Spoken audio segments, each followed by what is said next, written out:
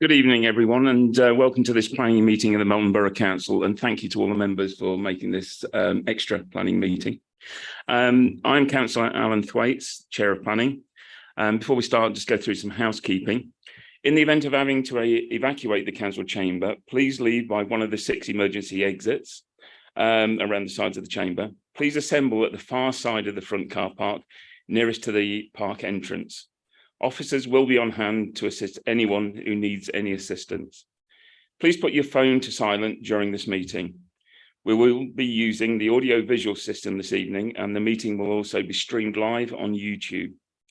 Members speaking, please raise your hand if you wish to speak and speak directly into the microphone in front of you. Remember to turn it off once you're finished.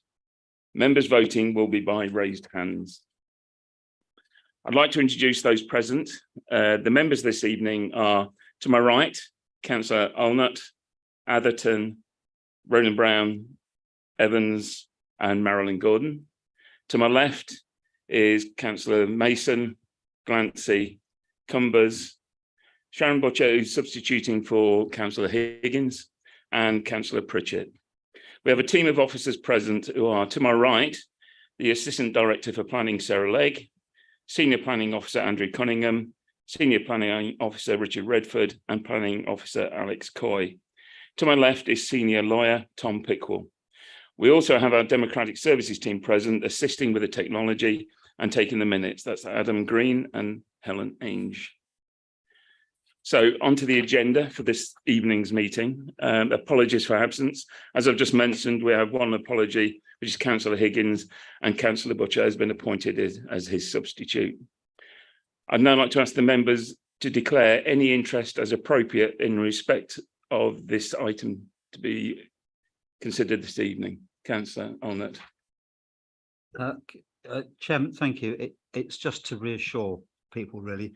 I've been a campaigner politically in favour of solar panels for my lifetime. I wrote my first paper on it in 1967 and have been responsible for installing solar panels. So some people might think I'm prejudiced, but I want to assure you, Mr. Chairman, that I should be approaching this application on the merits of its case, not on any predisposition. Thank you. Thank you very much. Is there anybody else that would like to put any declarations of interest? In that case, we'll move on to the single application that we have this evening, which is application 22/00537/FUL, which is the solar farm at Musson Lane, Easthorpe. And the first talker will be Andrew, who will actually present the case. Thank you, Chair. Just wait for the slides to go up. Thank you. So this application comprises the installation of a solar farm and associated infrastructure on just under 100 hectares of agricultural land in the north of the borough. It's near to the villages of Musson, which lies to the east. Just wait for the first slide to come up. Apologies.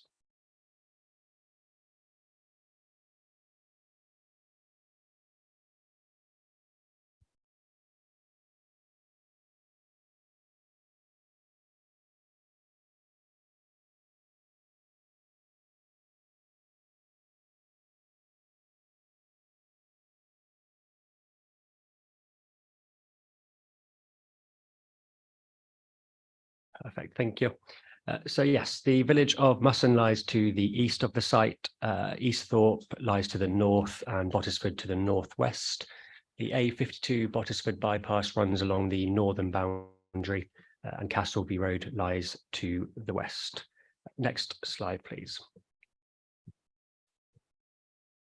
So just for reference, the site is one entire application site, so it's one entire red line boundary. I have just split it into a northern and southern portion to accommodate it onto the screen for you. There would only be one access serving the entire site, and that is from Castleby Road in the northwestern corner of the site. That access arrangements and the junction with the A52 as well. No concerns are raised by the local highways authority or national highways about those two those 2 points of access and the junction there. And that access would serve the entire site through a number of internal access tracks as well. The panels themselves would be sited in rows from north to south, so they wouldn't be static. They would move and angle and follow the trajectory of the sun. So they would face eastwards in the morning and westwards in the evening. And at their fullest angles, when they are most tilted, they would be a maximum height of 3 meters. Existing hedgerows are being retained, as well as proposed new hedgerows around the perimeter of the site. And these are to be maintained between a height of 2 meters and 3 meters. Public rights of way predominantly run through the center of the site and along the southwestern and southeastern boundary. These again are being retained and incorporated as part of the development through 10 meter, so approximately 33 feet wide green corridors. The Grantham Canal runs along the southern boundary of the site, and the Musson Meadows National Nature Reserve lies to the southeast of the application site. In terms of the grid connection unit, this sits within the site, so there's no sort of long distance cable trenching required, and that is in the southern portion, just at the top end of that there. Thank you. Next slide, please. So in terms of the policy positions, policy EN10 of the local plan and neighbourhood plan policy 9 both support the importance and identify the importance of renewable energy and supports proposals such as these, subject to a number of criteria. The main considerations being that of the renewable energy aspect of the proposal, landscape, visual, heritage assets, agricultural land quality, so best and most versatile land, as well as the other considerations which are set out in the report. What's not for consideration is the risk of fire or health and safety, as these are not sort of within the planning arena as such. They are covered by other legislation, and likewise devaluation of properties is not a consideration either. At this point, I just make members aware we have received 2 further letters of objection since the committee report was published, the contents of which have already been sort of covered and assessed and appraised within the contents of the committee extract itself. Whilst on that, in the executive summary, it does refer to 15,000 homes being powered by this proposal. That should read 19,000 homes. And that is as per the other 2 instances in the report where it states 19,000 as well. And that figure has come from the applicant and as part of their planning statement, just for reference. Thank you. Next slide, please. So now going to take members through a number of visuals. You'll note, and I think you will see that you've got sort of the handouts of these in front of you, just to make it a little bit clearer, a little bit easier for you to see. So this is the existing view from just north of Belvoir Castle, facing northwards along the Jubilee Way towards the village of Bottisford in the distance. Due to the distance here, the landform is not considered that the site would be easily viewable within this wider landscape. I'll just pause just so members can take a note of the views, and I'll probably pause on each one just so you can see it in full. Next slide, please. Thank you. So this is the view from Musson Bridge on the Grantham Canal, facing sort of westwards, northwest towards the application site. The Church of St Mary's in Bottisford is on sort of the right-hand side of the screen, as well as the village of Musson further to the right. Members, you may be able to see on the Year 5 visual the slight visibility of the panels just above the sort of where the canal towpath sort of curves round on the Year 5 visual there. Thank you. Next slide, please. So this is the view from the balcony at Belvoir Castle. So again, sort of due to the distance here, the site would not be considered to be easily visible from this viewpoint or from elsewhere within the castle grounds or the registered park and gardens that sit alongside the castle from this viewpoint. Thank you. Next slide, please. So those three visuals were sort of from further afield. So now the next few are sort of from the public rights of way, which sit within and adjacent to the application site. And that's where the potential for a greater impact would be had from these more sort of localized views across the application site. So this is the view southwards. So it's from sort of the center of the site, looking across the southern portion of the site towards Belvoir Castle in the distance. And also on this visual, you can see the interpretation board that the applicant also proposes to install sort of throughout the footpaths. Next slide, please.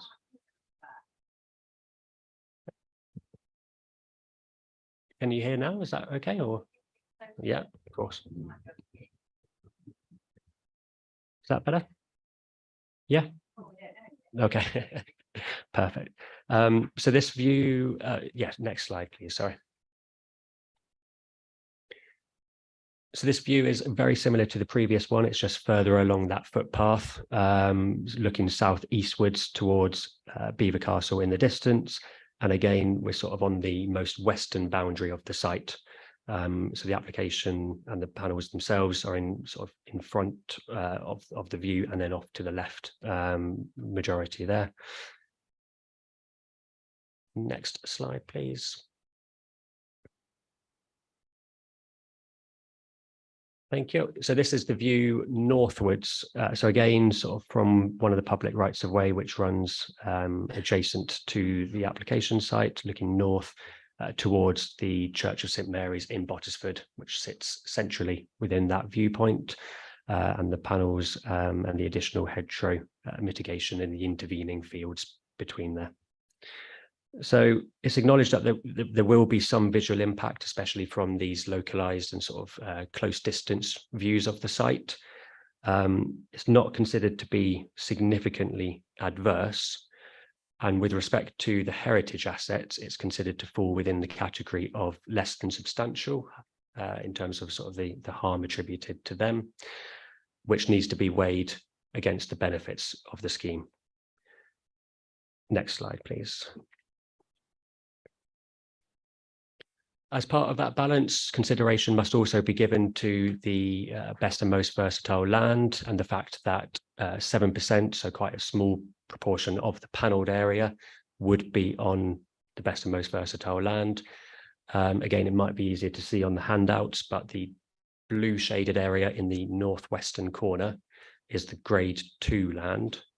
And there's a small semicircle of sort of darker green shaded, which would be subgrade 3A. And the remainder of the land would be is classified as grade 3B land. So again, this consideration of part of the development, a very small proportion of the development being within that best and most versatile land, needs to be weighed up against the benefits of the scheme that are coming forward as well. Next slide, please. So moving to that balance in terms of I suppose the weighing up exercise, obviously the benefits there being the main one being the renewable energy proposal that's in front of you, as well as other sort of new permissive paths, canal side and community facilities, as well as biodiversity enhancements. And it's the office's views that those benefits would outweigh the identified harm in respect of the landscape, the heritage, and also when considering the best and most versatile agricultural land aspect.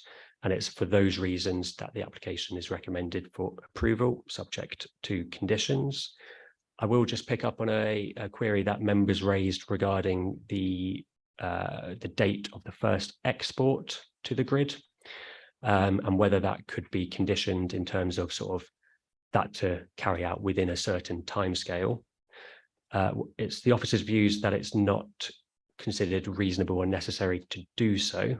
However, condition 7, which is the decommissioning condition, could be amended to include a time frame as such, if members considered it reasonable and necessary to do so, as a result of sort of what the harm would be behind that. Thank you, Chair. Thank you, Andrew. I'd like to open then to members. Any questions for clarification from Andrew? Councillor Pritchett. Thank you very much. I'll comment on the pictures that we've just seen during the debate point. Some queries on the report. Para 1.13, page 5, and 8.3.3 over pages 20 and 21. And in the summary, it states public benefits from a new permissive footpath, information boards and picnic area. And 1.14 says significant community enhancements. They're rather judgmental comments. How have you arrived at those? Or have they been taken from the applicant's papers? And a supplementary to that, has the community, I don't know which one it is, it's nowhere near, it's about a mile from Musson, have they agreed to accept this? And who will maintain it? Parish Council, the locals. So I wanted to know why that is a benefit and why information boards are a benefit. Thank you, Andrew. Yeah. Thank you, Chair. So I'll start with the maintenance aspect first. So one of the conditions that's been recommended is for those boards, the information boards, the heritage boards, to be maintained throughout the lifetime of the development. And that is secured by, I believe it's condition 14. How had you arrived at these were public benefits to be put in the report for us to weigh up in our decision process? So that is a consideration which I suppose yourselves as decision makers would need to have in terms of what weight is attributed to those benefits and how that balances up against the harm that's been identified. And do you know if the community have accepted and taken them on? So the second point, just to finish off on that one, that particular portion of land that's on offer is on the east side of the all vehicle byway, and it's of little use commercially to be included in the solar panel area, and it's often when there's a set aside scheme it's used because of the land there is not very good, so it's not exactly a big giveaway. Second question, page 6, para 2.2 states that it's 800 meters from the canal. The southeast side is within 15 meters of the canal, and it's quite close, within 100 meters for quite some time. So that's not an accurate statement. Page 9, top of the page, I could not find the MBC Conservation Officer's report on the portal. I do note it just states that he found it agreed with the Historic England that it's less than substantial harm, but I couldn't find when I was cross-checking the list of responses to the portal, I couldn't find it on the portal. And could anybody else find it? Without Andrew, microphone.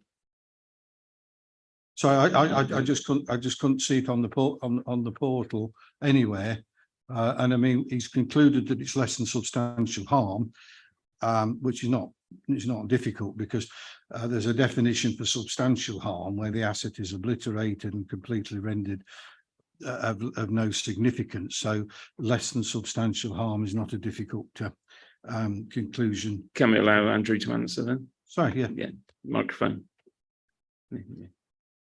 Thank you, Chair. We would have to check the conservation comments, but that would, that forms part of that consideration in terms of the heritage benefits. In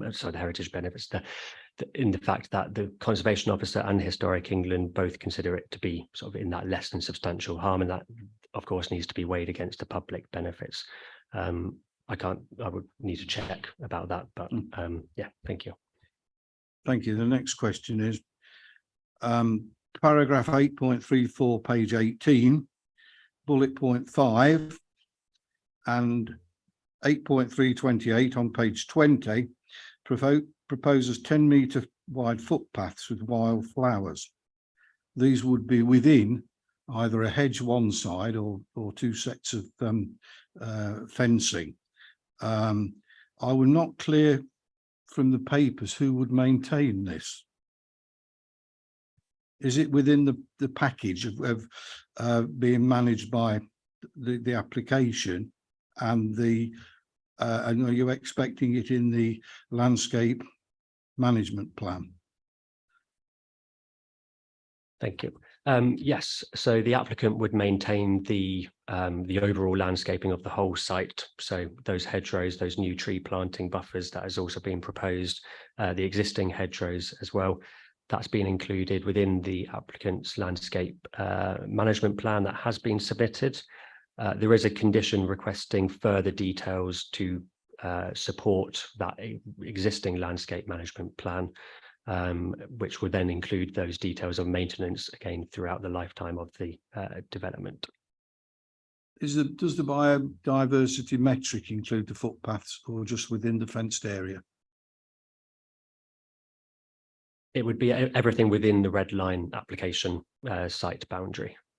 So if the footpaths, because there's a number of footpaths which come through the site, some which obviously go on the perimeter or is close to, but everything within would be part of that metric.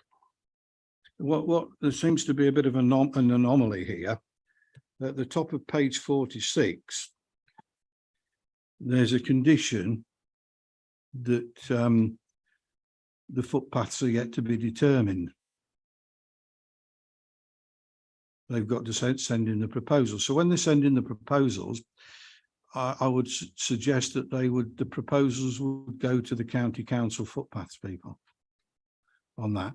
And in fact, at that stage, one could get a simple, the same as across farmland. You know, you look after a strip. There's no, they would not be requesting the wildflowers and the and those benefits. So I'm wondering what worth is it now when it's stating it we're going to get it, when it's still subject to a condition. Thank you, Chair. So the landscape management plan, which has been submitted, includes details of those footpath corridors and everything associated with them. That's been submitted as part of the application and is obviously for consideration here this evening. The condition requiring the further detail to be submitted in accordance with that landscaping management plan is worded in a way that that's the starting point as such, you know, but we want the further detail where necessary of species and maintenance and everything along those lines. So hopefully that provides some comfort that that would be what's coming forward. The condition that you referred to, condition 18, is from the local highways authority and the footpaths team at the county council. That's one of their, I suppose, shall we say, standard conditions that they would recommend to put on. And it's more so to ensure that the protection of the public rights of way are secured during construction and obviously ongoing maintenance. Now, the public rights of way team and the highways authority haven't objected to the application in terms of the proposed arrangements for those footpath corridors. Otherwise, they would have sort of raised concerns at the, you know, sort of during the application stage.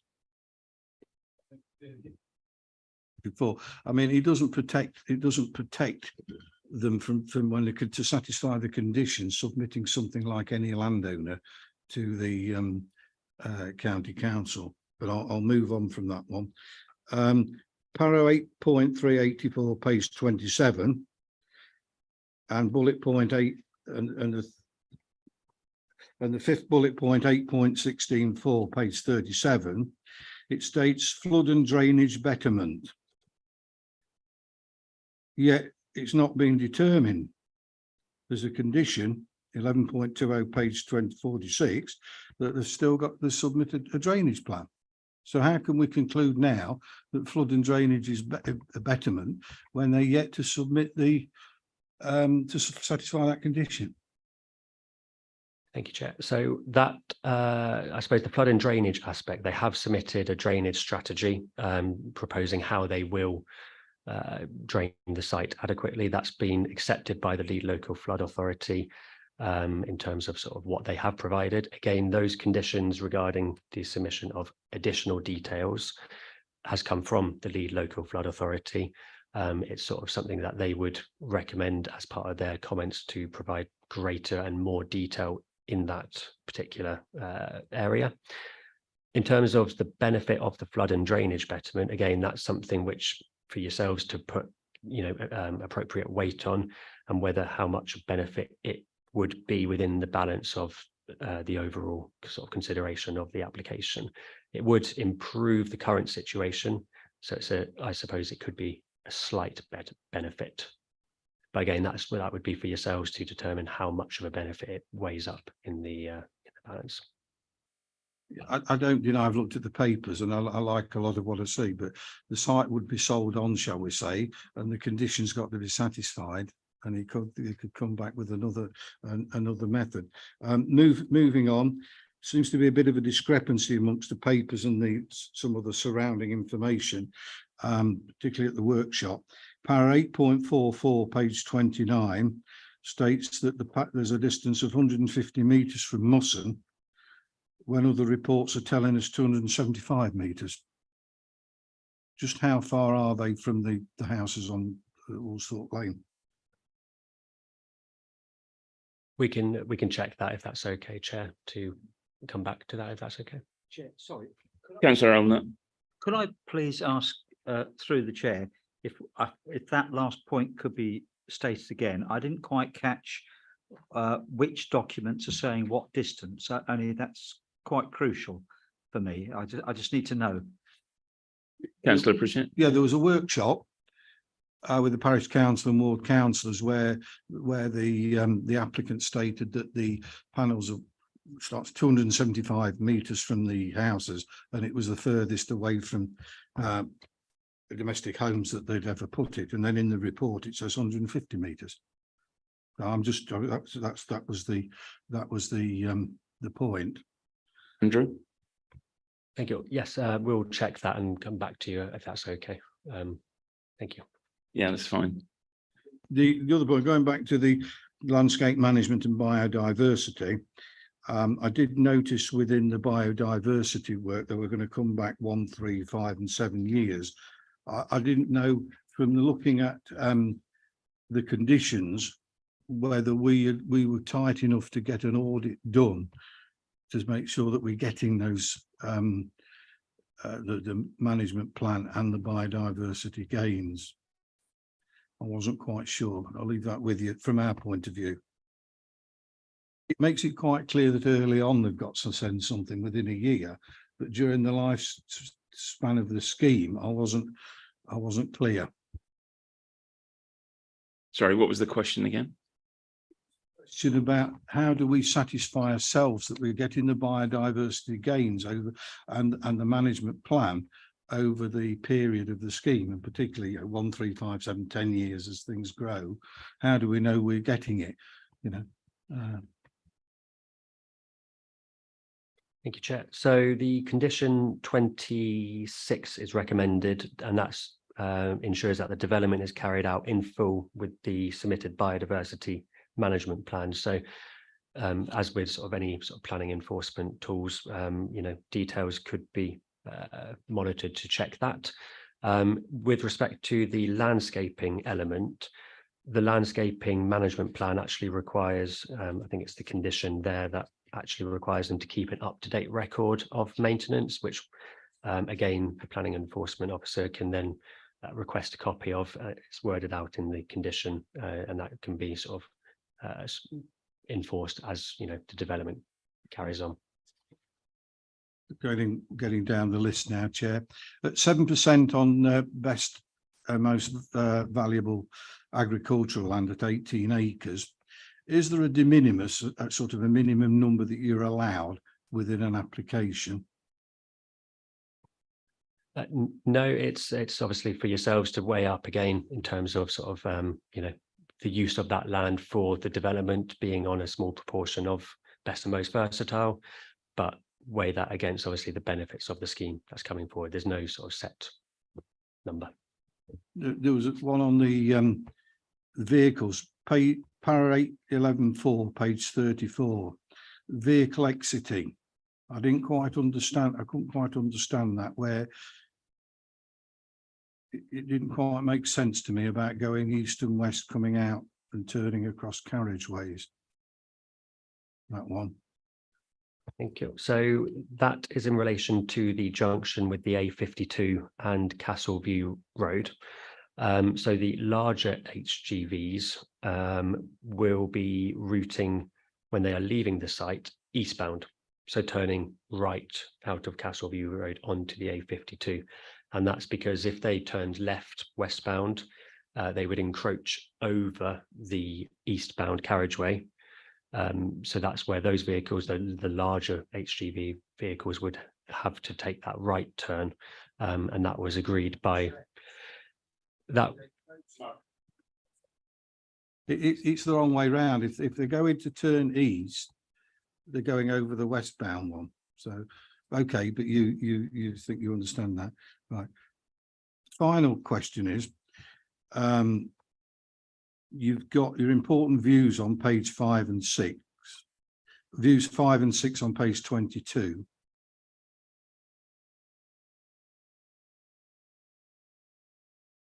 Why didn't you include important view 7 in the Bodyford neighbourhood plan?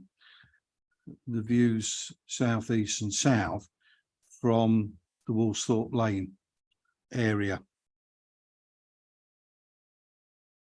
Thank you, Chair. So important view 7 is cited to the east of the application site, and sort of I think within the appendix of the neighbourhood plan, it directly sort of looks towards Beaver Castle and is considered to sit outside of the sort of that direct view towards that Beaver Castle, and therefore is important view 6, which is to the north and sort of looks westwards, and then important view 5 on the southern edge of Bottisford, which was considered to sort of have that assessment, and that's why those ones were there. Thank you. We'll have to agree to differ on that one. It's the most significant view, so I'll leave that till debate.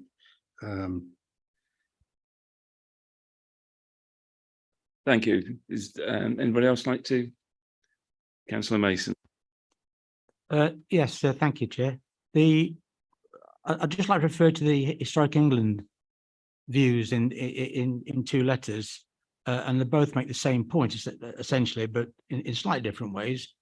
Notwithstanding that they have a slightly different view on the harm to the applicant, that it said, can I just be clear that it says in the letter, if approving this application, your authority should be entirely satisfied that there is clear and convincing justification for harm to these designated assets, etc., etc., and again, outweighed by the public benefits if necessary.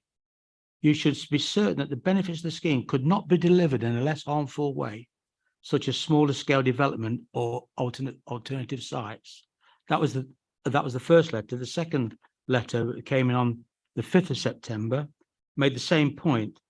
In determining this application, you should be confident, and by the mean you, that's the Development Control Committee, you should be confident that options to reduce the impacts have been explored.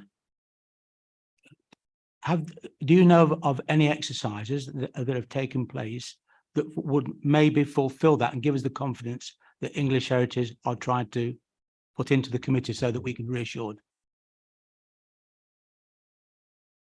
Thank you. So when the first Historic England response was received, amended plans were submitted following the receipt of that initial consultation period. And I understand it removed sort of 2 parcels of land near to the Musson Meadows Nature Reserve on sort of the southeastern boundary of the site. Those, obviously the consultation response from Historic England forms part of the consideration of the application, and it is the view of officers that the current proposal that sits here in front of you, the benefits of that proposal would outweigh the identified harm that has been identified, being that less than substantial, especially with respect to the heritage assets. And so there is an exercise on file which demonstrates that there has been exercises produced that it may not be produced in a less harmful way. It could be produced in a less harmful way, and also that, just referring you to the English Heritage letter, the Historic England letter of the 5th of September, it says, however, the overall change on the level of impact and harm is minimal. I would imagine they're referring to that exercise that you carried out in moving the land away from the meadows. Is that correct? I'm not entirely sure, to be honest with you, but I suppose the application is in its current form, and that's what needs to be considered here this evening. In terms of the harm to the heritage assets, both Historic England and the officers consider that it's within the category of less than substantial. The applicant's environmental statement that was submitted obviously sets the impacts at a slightly lower level than what Historic England consider it to be. It's also set out in the committee report that officers consider the harm is greater than the applicant's environmental statement, but the benefits would still outweigh that identified harm. So that is the only exercise that's taken place that confirms that this is the least harmful way of delivering this site. There's only one exercise that took place. I'll ask Andrew just to say that that's our job this evening to actually make that judgment call. But I'm sorry, Chair, it's a matter of fact. There's either one exercise or there's a number of exercises that took place to establish whether it could be delivered in a less harmful way. What I'm hearing is there's one exercise. So the second Historic England response of the 5th of September date was put to, as with sort of all the consultation responses, that was put towards the applicant for consideration, and it was invited whether they wanted to seek any amendments or provide any additional information or further points of clarification, which I understand they did provide further information through a number of environmental notes in September, November, and I think it was either January or February of this year as well. is this also something we could ask the applicant? That's exactly what I will do, Chair. But I kind of follow up with one more question, please. At 8.3.23, it's a bit of a mouthful, sorry. We talk about one of the fundamental issues in the reports, which is a mitigation factor, which turns out that most of them are hedgerow management and the planting of hedgerows, trees, etc. I don't entirely understand that paragraph, because it would suggest to me that although the height of the hedges would be cut to less than 3 meters, it would reinforce the ability to retain the characteristics of low hedgerows, which is true, but the majority of the time will still provide adequate and suitable screening and filtering effects from the viewpoints. The question I would ask is, why then are we having hedges at 3 meters? Well, I suppose that's the consideration that you have members have got to have sort of this evening, in terms of the hedges to be cut to 2 meters every sort of 2 to 3 years, and they'll grow back up to sort of 3 meters to be cut again. So it's that consideration, I suppose, about the height of the hedges, but then also the visibility of the development within the wider landscape. That's what the scheme is here in front of you, and that's what is being proposed through that landscape management plan, and that is what you would need to consider through your sort of weighing up of, So on that basis, then, that if the hedges are cut down to 2 meters, you would see the tops of the panels. It depends on sort of certain viewpoints and where you are, with which aspects you would be within. It's difficult to say obviously, but that is your, your consideration that you would have to have. Councillor. So I'd just like to add to that point. If the hedgerows are to be allowed to grow to a maximum of 3 metres, it does mean that they'll be cut to less than 3 metres and be less than 3 metres for most of a calendar year.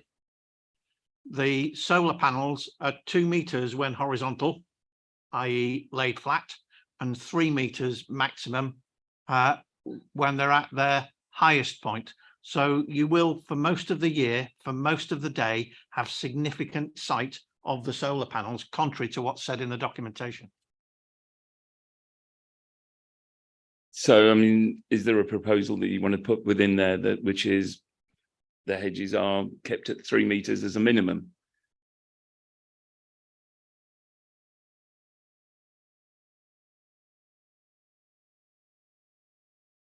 Personally, I don't want just that one proposal to go in. I think there's other things to discuss. What I'm saying is, as a point of accuracy, the document that we have before us to review is not as accurate as it could be. There will be significant visible solar panel all year round. Thank you. Any other questions for clarification? Councillor Atherton. So in the document from the applicant, there's talk of a 2.5 metre recreational area.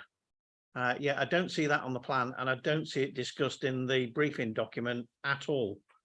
Is that simply an oversight? And I accept that given such a comprehensive document, there will be oversights, or has that been withdrawn from the plan? Do we know?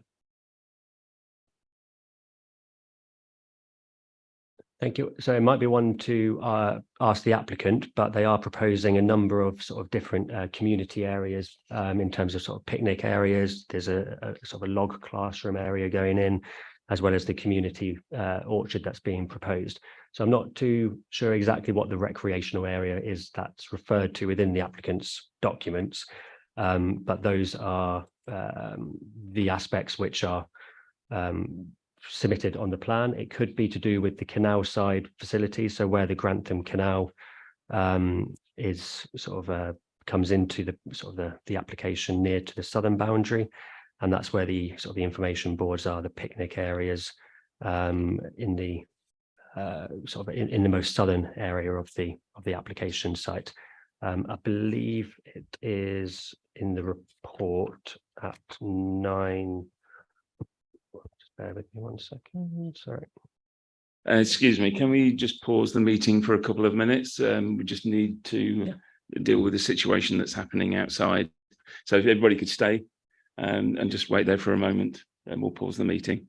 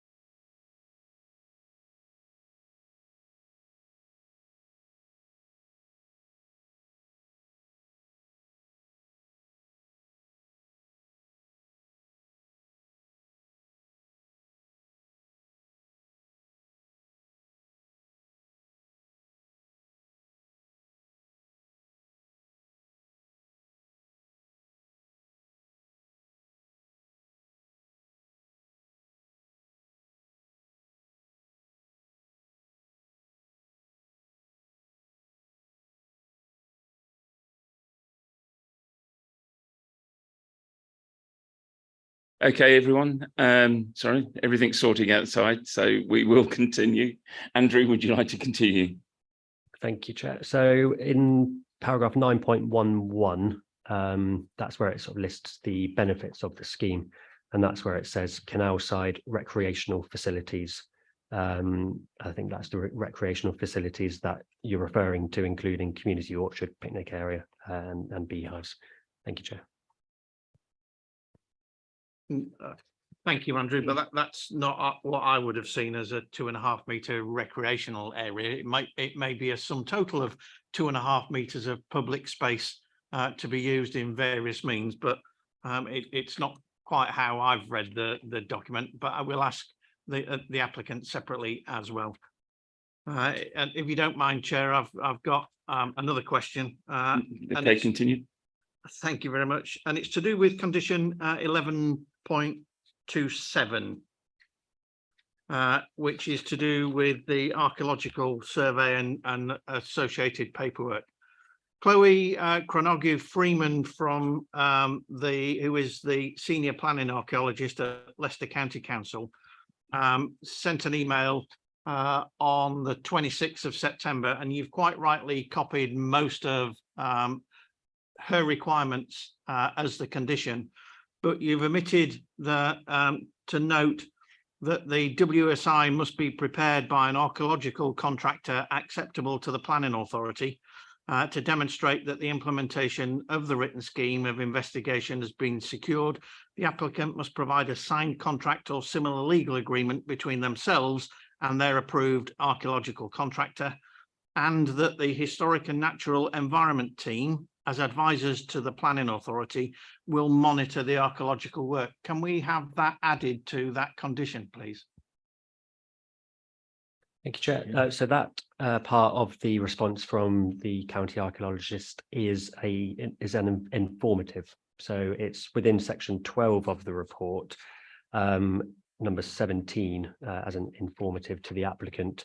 I suppose there's a number of informatives to go alongside the conditions. It probably wouldn't be necessary to put that within the condition, because if the report wasn't prepared by an archaeological contractor, acceptable, etc., then it wouldn't be accepted by the county council when they came in to discharge that condition. So that's why it sort of sits separately in terms of saying what they would need to do to adhere to that planning condition. Okay, thank you. Do I know any of the members have any questions for clarification? No, in that case, then thank you, Andrew. In that case, I would like to then move on to the representative for the Parish Council, Mr. Bob Bayman, Chair of the Bottesford Parish Council, if you'd like to come forward and take a chair. Thank you very much for coming this evening. If you take the seat, you will find the microphone with a little face in front of you. If you press that when you speak, you have 3 minutes. Tom will give you a warning at 30 seconds, and if you'd like to start closing your presentation at that time, and then we'll give you the questions afterwards. Thank you very much. So.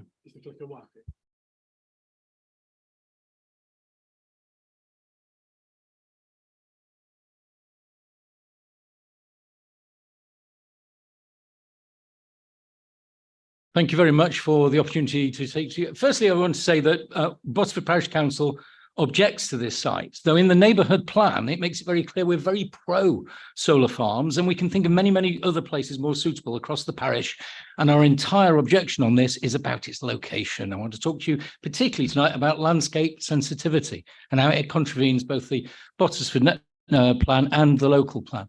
These are two of the vistas and views that were mentioned earlier, point 6 and 7, and then they're in the neighbourhood plan. Quite quickly, you can see how the current proposal sits across those views. I'm now going to show you the ecological setting that, again, is in our plan, and how that is significantly impacted by this site, particularly in the south of the site.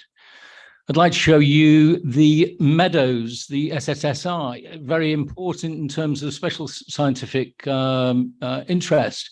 This is no way and not an appropriate position for a solar farm right next to an SSSI. And neither is it, we should be very proud of having a national nature reserve in our parish. We are, and it's not appropriate to be treating it like that. So 4 good reasons why we shouldn't.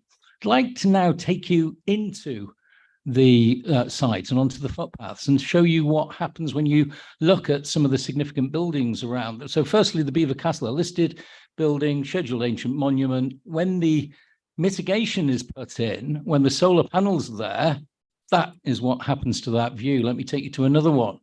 Again, the same site. We value our views of the castle. Now let me turn you around and look back to Bottisford and St. Mary's Church. What happens to that when we put in the solar panels and the mitigation hedge? We go a little bit further then and we look at what is put into Melton and Rushcliffe's landscape sensitivity study. And this is the views of St. Mary's from Beaver Castle, which have long been held as special. Is that an appropriate place to be putting a solar farm with all its metalwork and its urbanization in the middle of that space? The cumulative assessment needs to be taken into consideration. This is not the only plan in the local area. When you add them all together, a significant amount of our area is now going to be covered with solar farms. And as the cumulative assessment says, as the CEC said, cumulative assessment is not being considered appropriately by this development. Alicia Cairns only 2 months ago in Parliament said there's an unacceptable assault on our local planning infrastructure, talking particularly about Rutland and Leicestershire at the time. And finally, I'd like to talk to you about the numbers.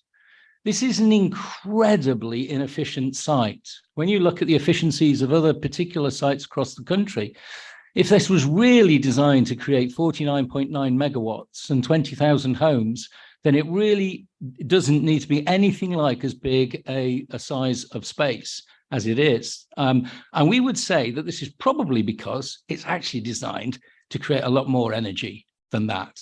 And you can see here that others are cranking out a lot more in terms of— Thank you very much. That's the end of your 3 minutes. megawatts. Thank you very much. I'd just like to say one final thing, actually, and that is the view from the castle looks at that and has done for many years. And there's a painting of the Duchess of Rutland. And thank you very much. That's the end of your time. Thank you. Happy to take questions. Yeah.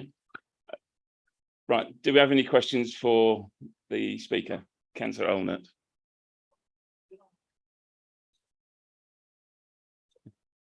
Could I ask the speaker to put up the slide showing the SSI? So a question relating to that. Is that possible? Yeah.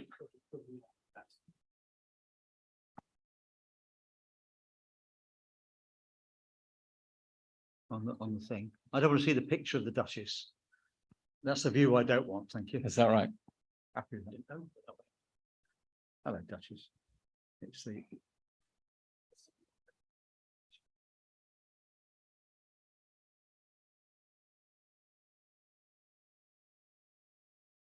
You said amongst the various slides that is this appropriate next to? Right. Okay. Now, can you explain to me very simply, when you say it's not appropriate next to, why is it? Is that because it will damage the ambience of the thing, or is it because it will harm it in some way? It would damage the ambience of the thing. And I know the local farmers have been very keen on growing that area. You know, this is a specific type of orchid. And originally 20, 30 years ago, it was quite rare, and it's been growing. And this will put a severe limit on it. And that is a place that people visit quite a lot.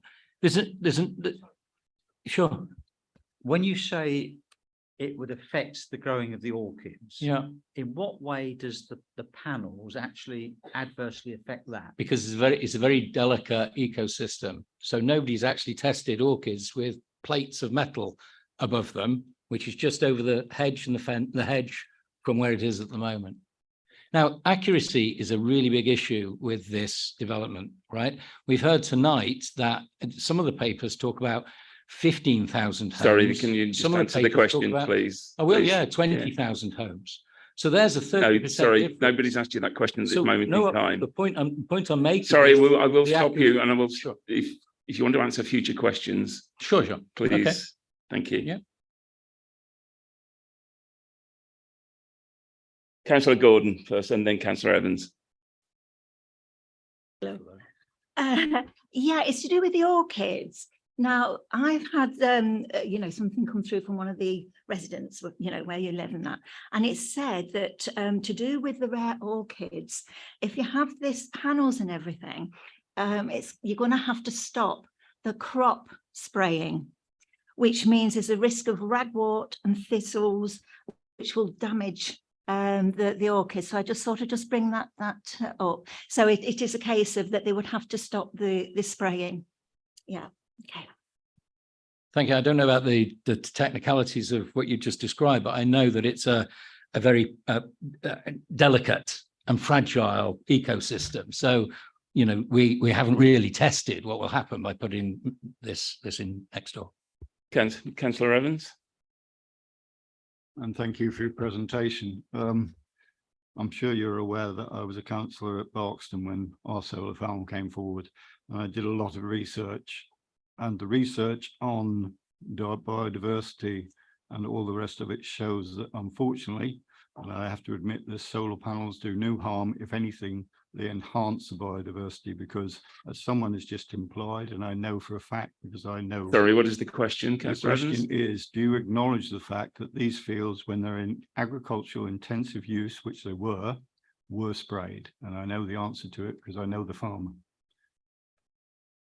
I'm not at all talking about the biodiversity of what goes on in the actual site itself. All I'm commenting on in this is that that's an SSSI right next door to it, and there's been no testing done to make sure that that is not going to be impacted by this development.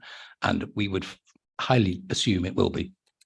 Sorry, can you please stick to the questions that are asked? Yeah. Sorry, Councillor Pritchett. Thank you very much for excellent presentation, Councillor. Could we have the slide up? I think it might be the second slide that had the important views in the neighbourhood plan. I've got a question around those.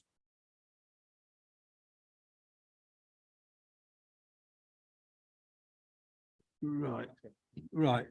Yeah, if we could just see the one on the right is the important view 7 that's been left out of the report tonight.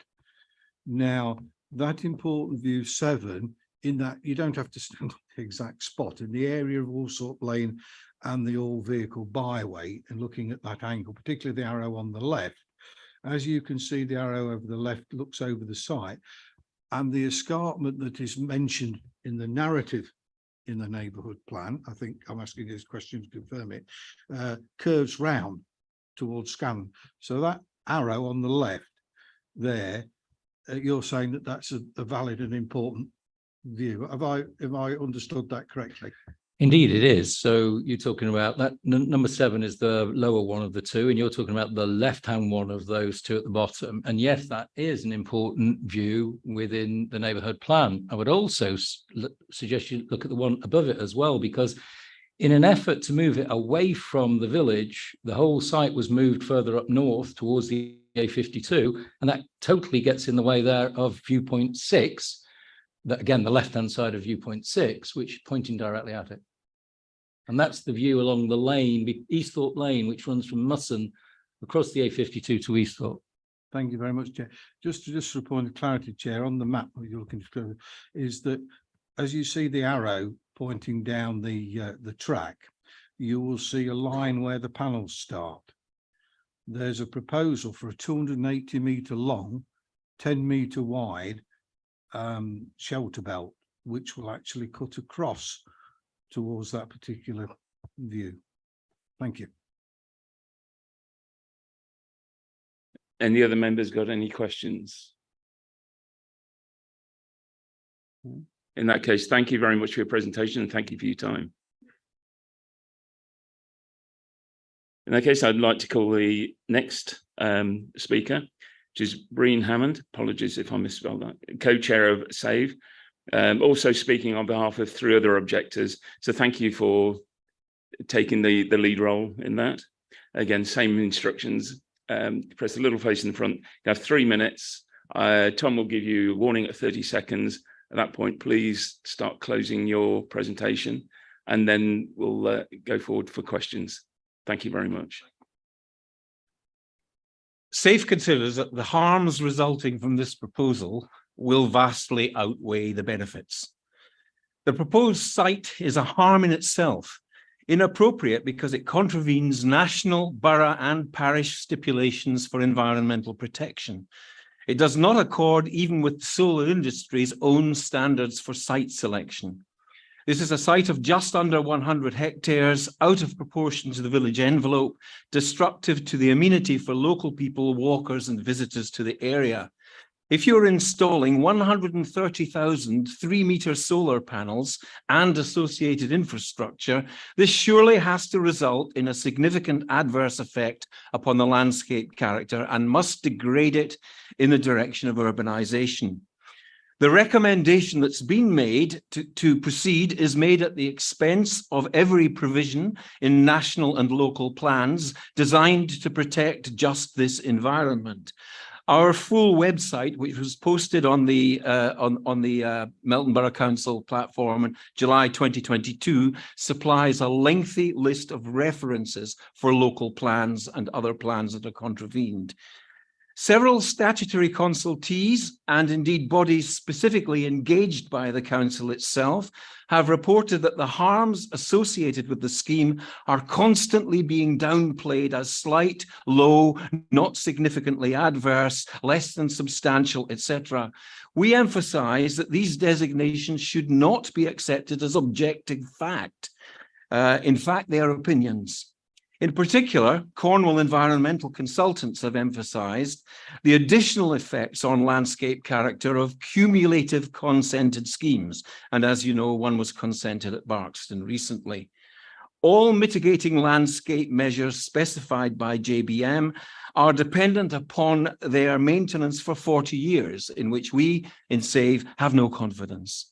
Now, a major harm, not even mentioned in JBM's application, but in my view, essential to any cost-benefit analysis, is the taking out of commission of productive agricultural land currently being deployed to grow foodstuffs. This has been addressed only in negative terms to devalue the soil as not best and most versatile. But we emphasize local knowledge and experience, 30 seconds, showing that there's very little difference between the 3A and 3B grading of soil. Indeed, our MP is going to table an amendment designed to prevent building on 3B as well as 3A soil. To go on with Alicia Kearns, she points out that 50% of land nationally for solar farms is in these counties, 38,000 acres in the counties of Lincolnshire, Leicester and Rutland. Very recently, Rushcliffe and South Kesteven district councils have rejected schemes. It's possible to do it. Please start closing. I'm just phasing out. South Kesteven rejected schemes near Falkingham and Gonerby Moor, and the grounds: food security protection, loss of agricultural land, Thank you visual very much. cumulative impact, and protection of public rights of way. These are our grounds also. Thank you very much indeed. No, thank you. No, please stay seated. I'm sure there's going to be some questions from the members. Sorry, yes, if you wish to bring the other two objectors forward, so just in case there's any questions that they're better able to answer. And I wouldn't know. So just so that the members can actually ask relevant questions, if briefly, I mean very briefly, the other two people could actually just introduce themselves and say what they represent. I'm Steve Whitby. I live on Woolsthorpe Lane, so we'll be backing onto the proposed site, and we're representing the village. I'm Anne Holdsworth, and I also live on Woolsthorpe Lane at the end of one of the public rights of way. Thank you. So I think Councillor Olnut was the first with his hand up. Yeah, thank you all for coming, by the way. No one said that yet, have they? It's good to hear people. I didn't quite catch something you said.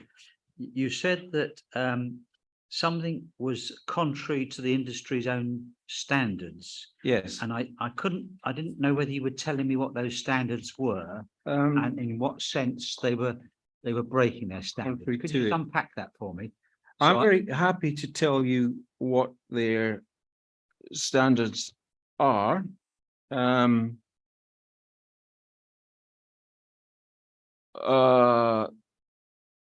We will continue supporting the effective use of land by encouraging large-scale projects to locate on previously developed or lower value land where possible.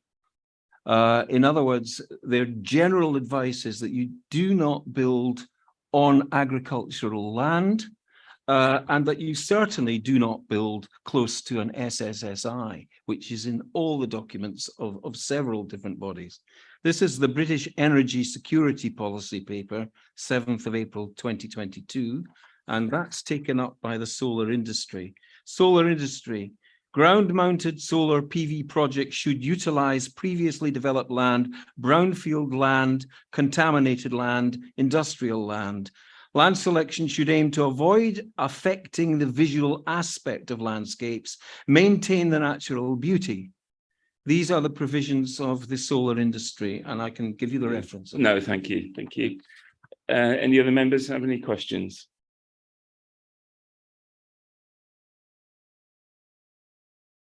Really, I'm surprised. Thank you very much, and thank you very much for your time.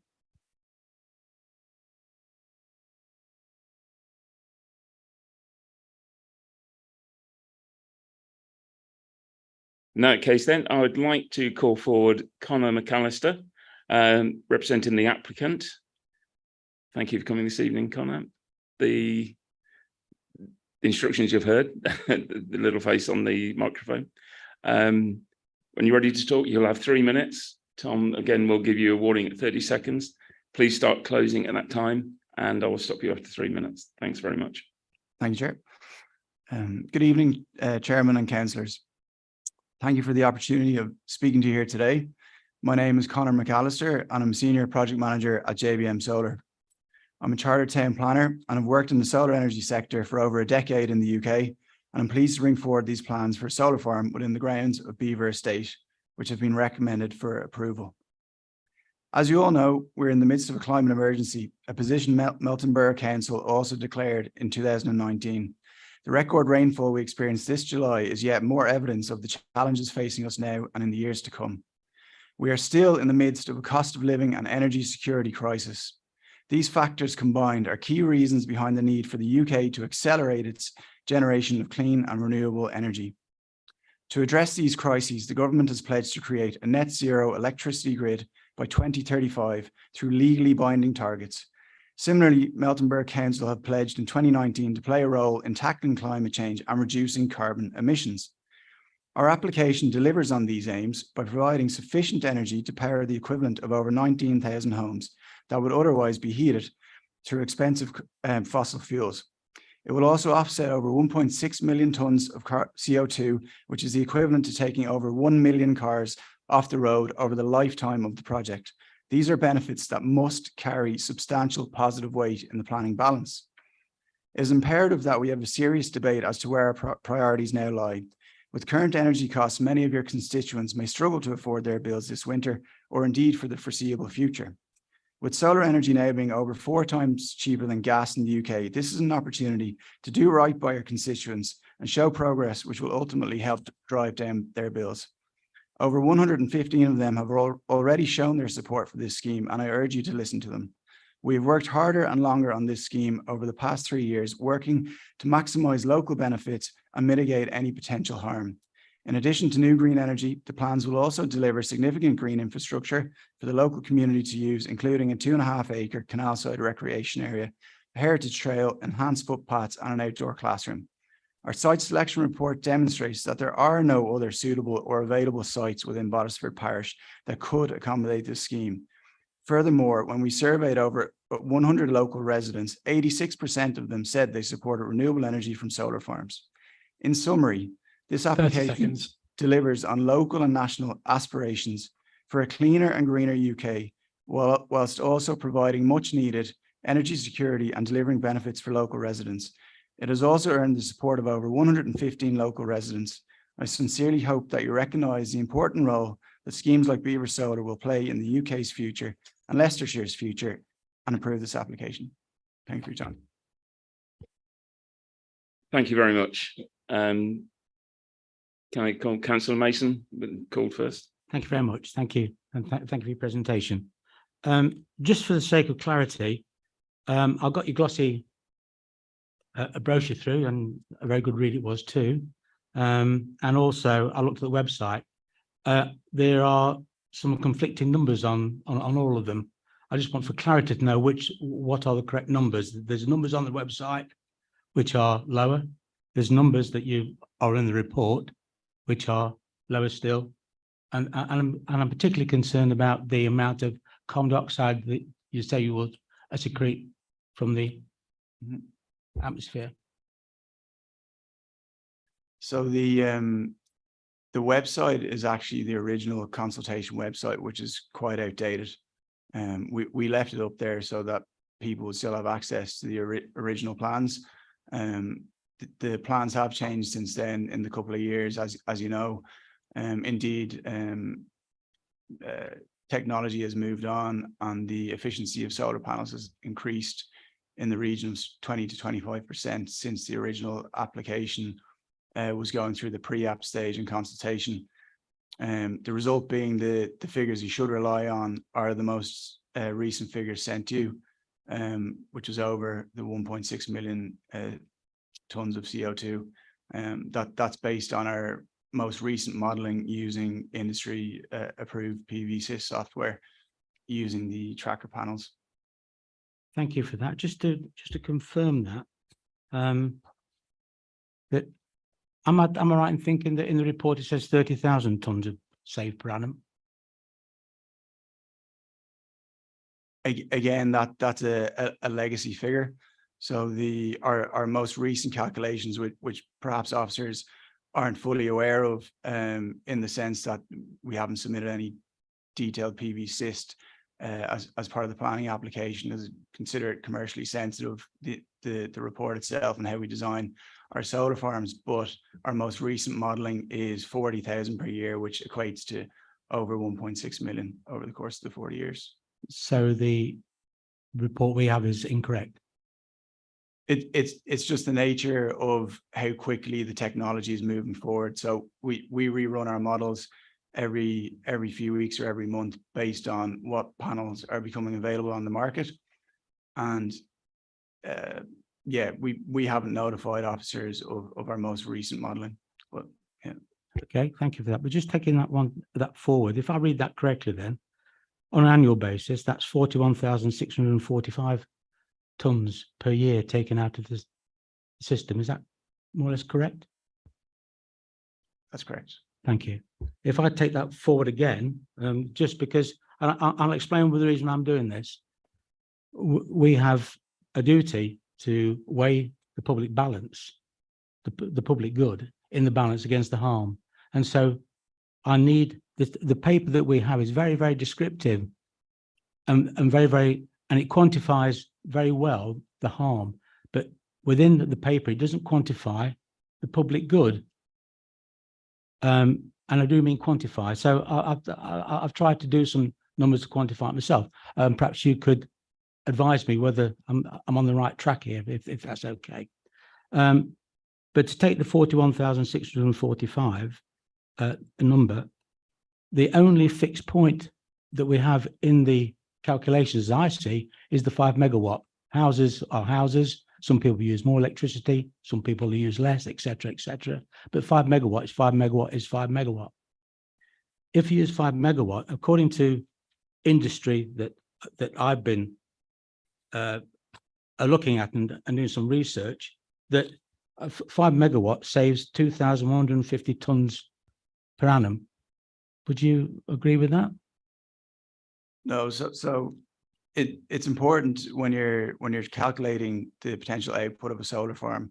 There's many different factors. There's the wattage of the panels, the efficiency of those panels. We're using tracking panels here, which track the sun from morning through to evening. So they're more efficient than a fixed panel. Your location within your geographic location within the country is also another factor in terms of irradiation levels, the amount of daylight that's the site and panels will receive on a day-to-day basis, and all of those factors together lead you to a sort of capacity factor, and the capacity factor on this solar farm is quite high compared to some other schemes. Certainly compared to other schemes within our portfolio based on the tracking panels we're using. And once you feed those numbers in to the PV6 software that we use, and you have your most up-to-date wattage panels, which are in the region of sort of 550, 600 watts. 2 years ago, they would have been more like 350, 400 watts. So when you factor in all those changes and run it through the model, this is all based on what we expect the output of the solar farm to be. Once we have that output in gigawatt hours or megawatt hours, we then look at what the equivalent electricity generated from a fossil fuel source would have led to in terms of emissions. And that's based on the average domestic annual consumption of a house in the UK, roughly 4,000 kilowatt hours a year. And the most recently available fossil fuel statistics from the UK government, which I think are 2021 figures, and they're in the region of 520 grams. I can't remember the exact quantum calculation, but that's where the figures come from. Sorry, can I just break in? Tom would like to ask a quick question here. Yeah, sorry, I think we're getting quite technical and some members might appreciate that. I think the initial question was, though, does the power output of one panel not always equal the same amount of CO2 reduction? So if you've got an old style panel, whatever that is, that doesn't tilt, that produces the 5 megawatts, compared to a new panel that produces the 5 megawatts, regardless of how it gets there, does that not always equal the same amount of CO2 reduction? I think that's what the member was getting at. That's where I was going to go to eventually when. Yeah, sorry. Yeah, no, the answer is no, it doesn't always equal. No. And the reasons being what I just went into in detail about how it's based on the output of the solar farm, which is not just based on the wattage of the panel. If it's 1 megawatt or 5 megawatts, it's based on its geographic location and how much sun and daylight it's actually getting during the day. A fixed panel will get less than a tracking panel. Yeah. Thank you for that. The information that I'm getting from lots, I've never seen that on a demonstrator anywhere else, but thank you for that. The reason that I'm using the metrics that I'm using, that I've got from the Solar Trade Association, which I've produced various documents. One of the documents is that gives me the metrics for the assertion that I'm making, plus it doesn't recognize your 4,000 units of energy used by house. It recognizes 3. Now I'm assuming you know the Solar Trade Organization because you're a member of it. Yeah, so I'm assuming that they've just generalized there in terms of the figures they put in, because it's physically impossible for 1 5 megawatt site in Leicestershire to offset the same amount of carbon for a different site down in Cornwall. You will have different carbon offset figures.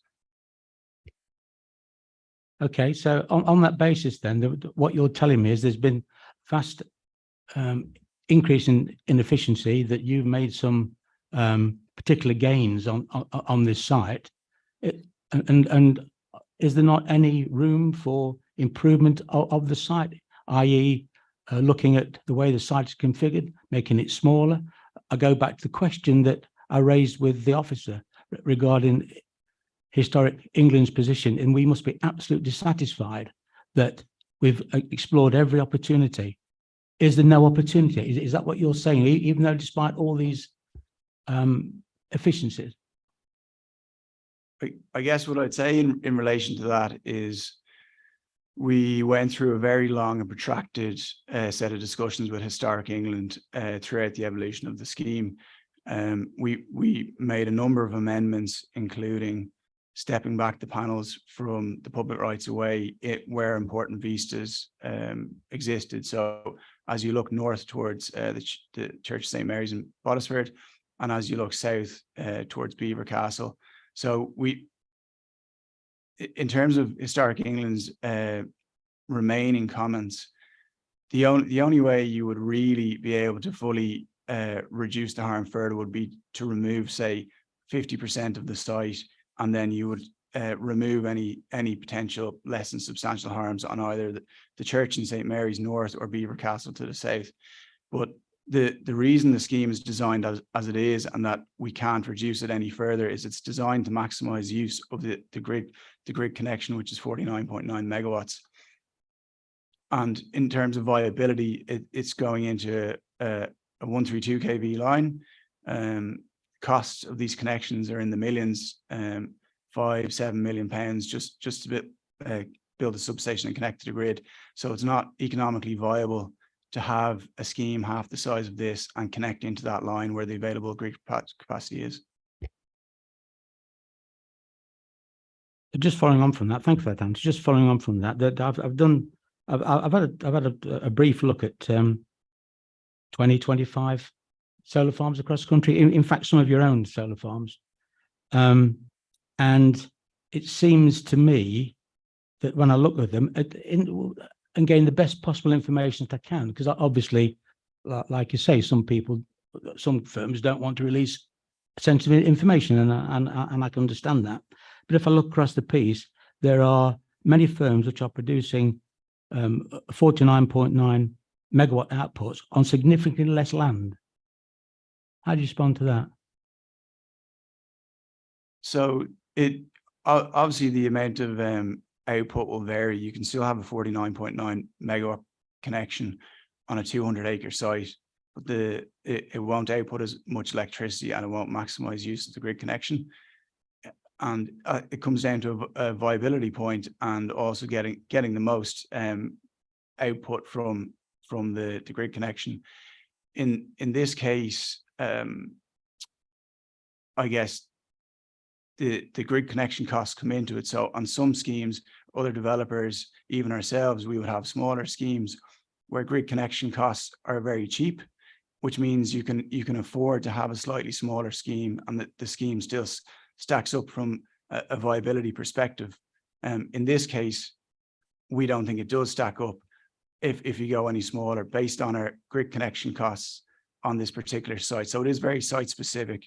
There are sites that are much smaller, maybe 20% smaller, with the same size grid connection. So, but they're just not maximizing the use of that grid connection as much as they could be throughout the year, which means you're getting the residual harm to local people by building the solar farm, but not maximizing the output.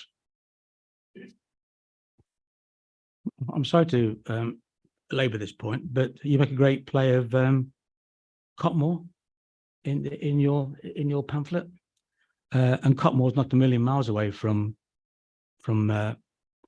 it is actually the Hallerton site, I believe, and they're generating, according to my calculations, 27,000 sequestrating 27,000 tons of CO2 on a 107 hectare site.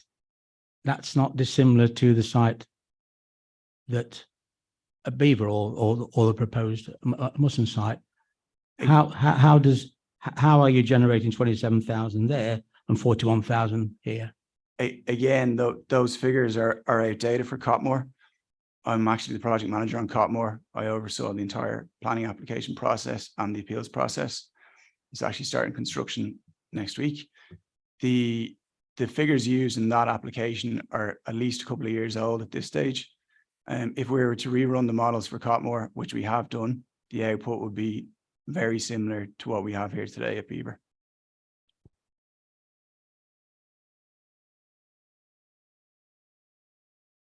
Thank you for that. But to me, that doesn't make sense, that I still have this doubt, or I'm still searching for. Can we leave that to the debate then? Yeah. If you would. Okay, that I'm still. Can you? Yeah. So I think what the member's suggesting is that there's similar sites out there that have the same electricity output that manage to do it on a smaller scale or on a smaller hectare basis. I suppose the member's asking if that's correct, and if that is the case, why this site needs to be the size it is to have that output if there are smaller sites that can do the same thing. Yeah, it comes back to 2 points. One is your grid connection costs. If you've got an expensive grid connection, can you afford to have, a much smaller site? Sorry, the cost of your connection doesn't affect the site. the size of the site, does it? It does. It directly affects the size of the site in terms of viability. There's a certain amount of capacity that needs to go into a site in order for the grid connection cost per megawatt to stack up from a financial viability perspective. Sorry, just to just go into my confusion then, because you are limited to 49.9 megawatts output at any one point in time. Yes.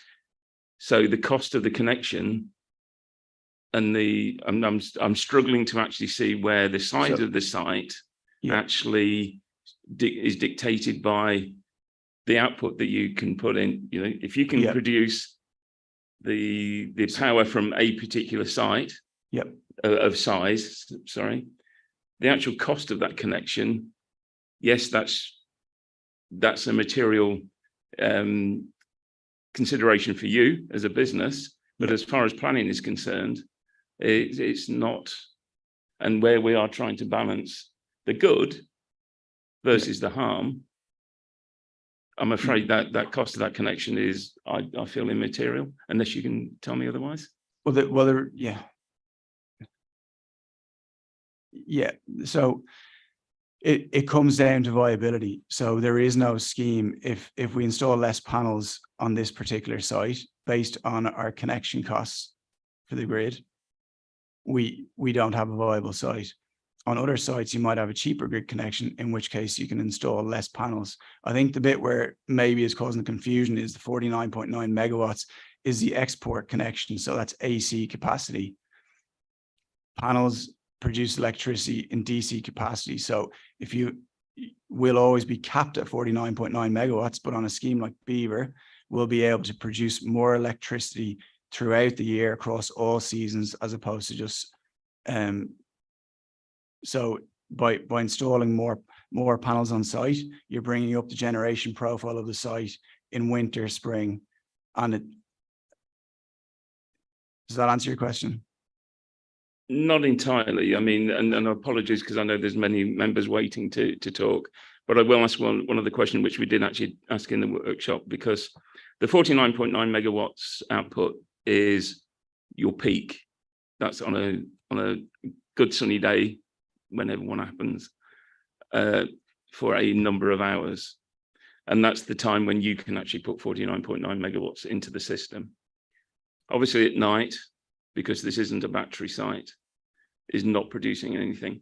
So what is the actual total average that this site will actually produce throughout a year? I'm trying to put that into context as well. And that again feeds back into the number of panels.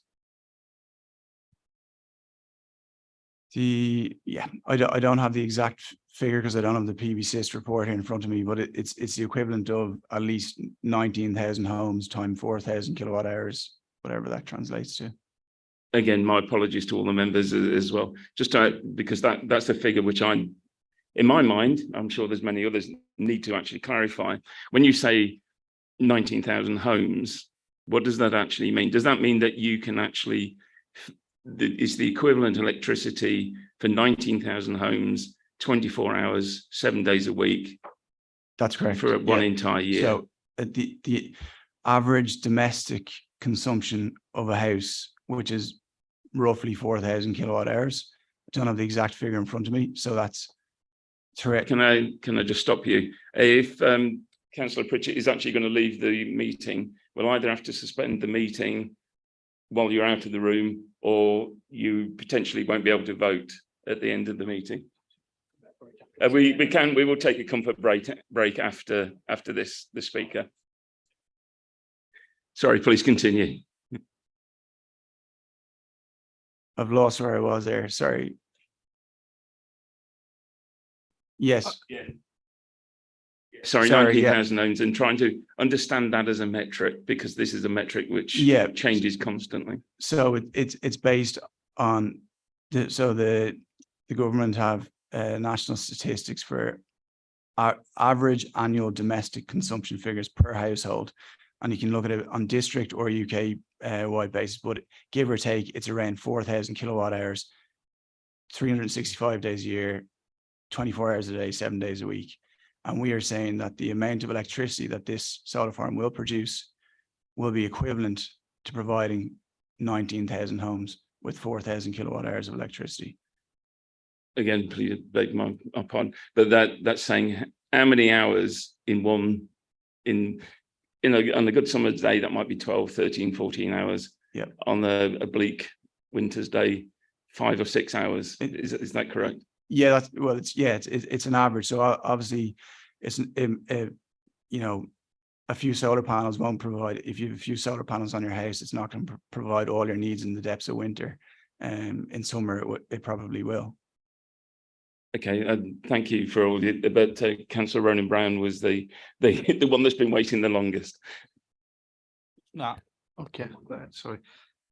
No, I think everybody, I think my questions have been answered through Councillor Mason and through yourself. So I'm not going to labour the point, and I'm just going to let it go to the next question, if that's okay. I think Councillor Allen that was the next longest wait, and then it'll be Councillor Evans and. I think he's a fellow Councillor Irish Gordon. when he's given him a good time, isn't he?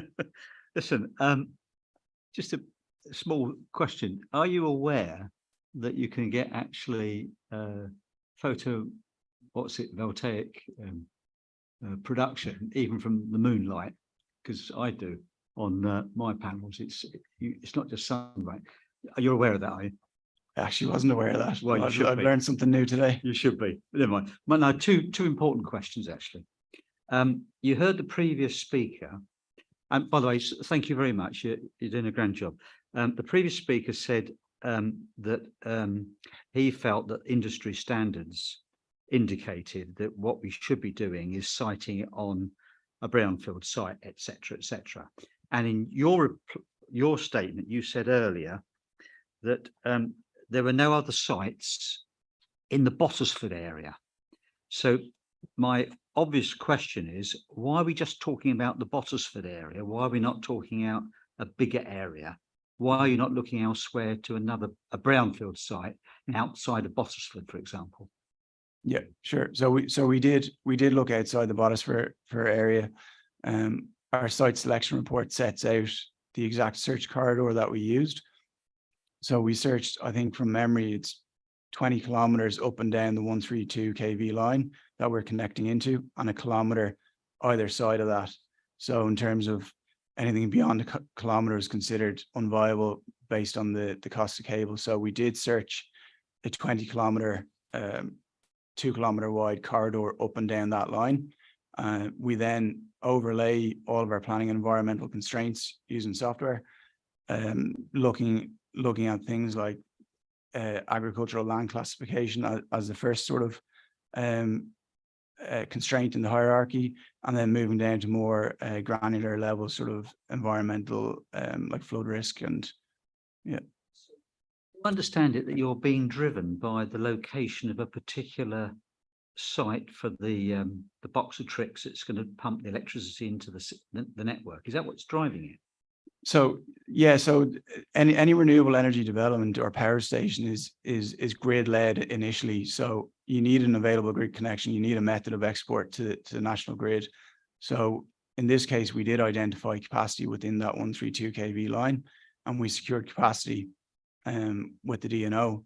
So after that, you then start to widen your search up and down that line to look for suitable sites or available sites, the least constrained sites, and also sites that are actually available for development. So willing landowners, unconstrained sites, away from flood risk areas, conservation areas, things like that. There are no other possibilities for connectivity anywhere other than this site. Is that what you're saying?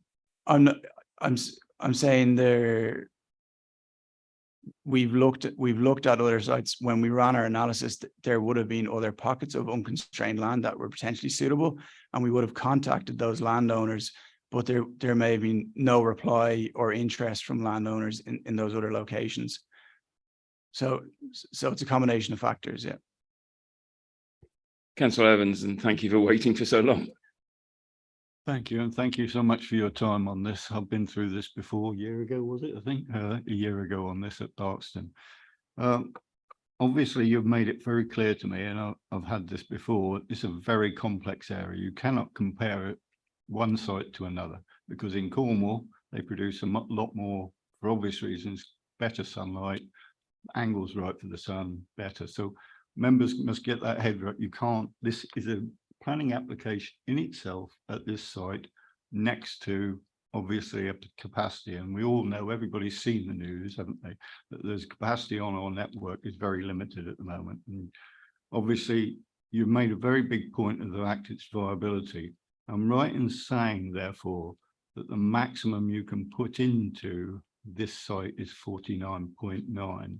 Even if technology improves, you cannot put any more. So if technology improved, would there be a feasibility between now and when you do it of getting less panels in, just because 49.9 is the peak that you can put at this point? Yeah, so we'll always be capped at the 49.9, and we believe we're pretty close to tapping out on the threshold. If technology improved, I still don't think it would make financial sense to put in those panels based on the results we're achieving in the model now. Yeah. Planning committee is well aware of planning viability nowadays. Thank you. Thank you for that comment. Councillor Gordon, you've been waiting the longest. Thank you very much for waiting. Yes, you have actually answered this question basically, but what it is, it's quite a simple question, if you like. With the weather, it's fluctuating, so you're getting lots of rain, some sun and what have you, but throughout the number of years, you know, well, it started to get really wet weather. And I know in years to come, it's going to be really wet with rain throughout the summer, throughout the winter, throughout the year. And you know that's going to happen. I know there's going to get sun, you know, the heat and everything, you know, we're going to have a lot of heat as well in between times. But the thing is, how is this going to be viable in years to come? That's what's worrying me, because, okay, I know you've mentioned about it, but this weather is really going to get volatile in the way of rain and what have you. Yeah. Kind of a difficult question to answer. I think we obviously, the modeling we use looks back, I think, 20, 30 years, as well as, you know, further back. So we obviously have data, historic data, but I guess, yeah, trying to predict what the output will be in 20 years time is impossible for us to know, I guess. You know, the changes to the weather patterns will be incremental, as you know, so there will be a period where in a doomsday scenario where it's raining all summer every year in 20 years time, you know, hopefully we'll have had 10 or 15 good years to help combat climate change. Another question, if that's okay. Yeah. Right. Have you considered Normanton Airfield? Somebody brought that up, you know, one of the residents, and I just wondered about that. And there's also a parcel of land abutting the A1 apparently, and both with voltage lines to connect to. Have you looked at those as well? I can't say that we have offhand. I'm not entirely sure. If they were within 1 kilometer of that 132 kV line, they would have been looked at. But I'm not offhand, though. The names don't ring a bell. Councillor Mason, did you want to come in on this point? Yes, so that's just to aid that question. I did read quite closely the site selection report, which was described as robust. Although they considered Newton, which is in the Rushcliffe area, which is some distance away from the current site, Normanton Airfield, which is in the parish, actually wasn't considered at all within the report. Not considered to be dismissed. That's what I'd say, and I find that a little bit disturbing, frankly. Thank you, Councillor. Does that answer your question, Karen? Councillor? Yeah. In that case, then Councillor Pritchett was next. Thank you. You mentioned potential alternative sites in Bodisford. The pylon line you're talking to, running east-west, turns north, just west of Bodisford. It's on the border with Nottinghamshire. That parcel of that land that runs from, say, Plunga, Barkston, right the way down, is the lowest piece of land in Leicestershire. Actually, it runs out and drops 30 metres, 20 metres to 10 metres at Newark, which was tidal, right? That particular area down there has the least collateral damage in terms of landscape and heritage. And I think the chair of the parish council alluded to there are sites within the parish that we would welcome them. And I think we want to contrast that and say, why not there? Why not there? Yeah, so all I would say is that we have looked at every potential site within a kilometre up and down the line. The other thing to remember is you need a contiguous block of nearly 250 acres that is unconstrained for the most part. Obviously, there will still be harm on any site, landscape impact within the site, etc. So we have contacted other landowners outside of the site boundary within the parish, but no suitable sites came forward in terms of responses and a contiguous block of 250 acres that is unconstrained. It's not to say that there wouldn't be more areas within the parish that would be viable for a smaller scheme. Perhaps if somebody was to secure a connection on a lower voltage line with cheaper grid connection costs, but this is considered a large scale project, obviously going into the high voltage line. It's the same line of pylons, I think, it's the same line of pylons, I think, going.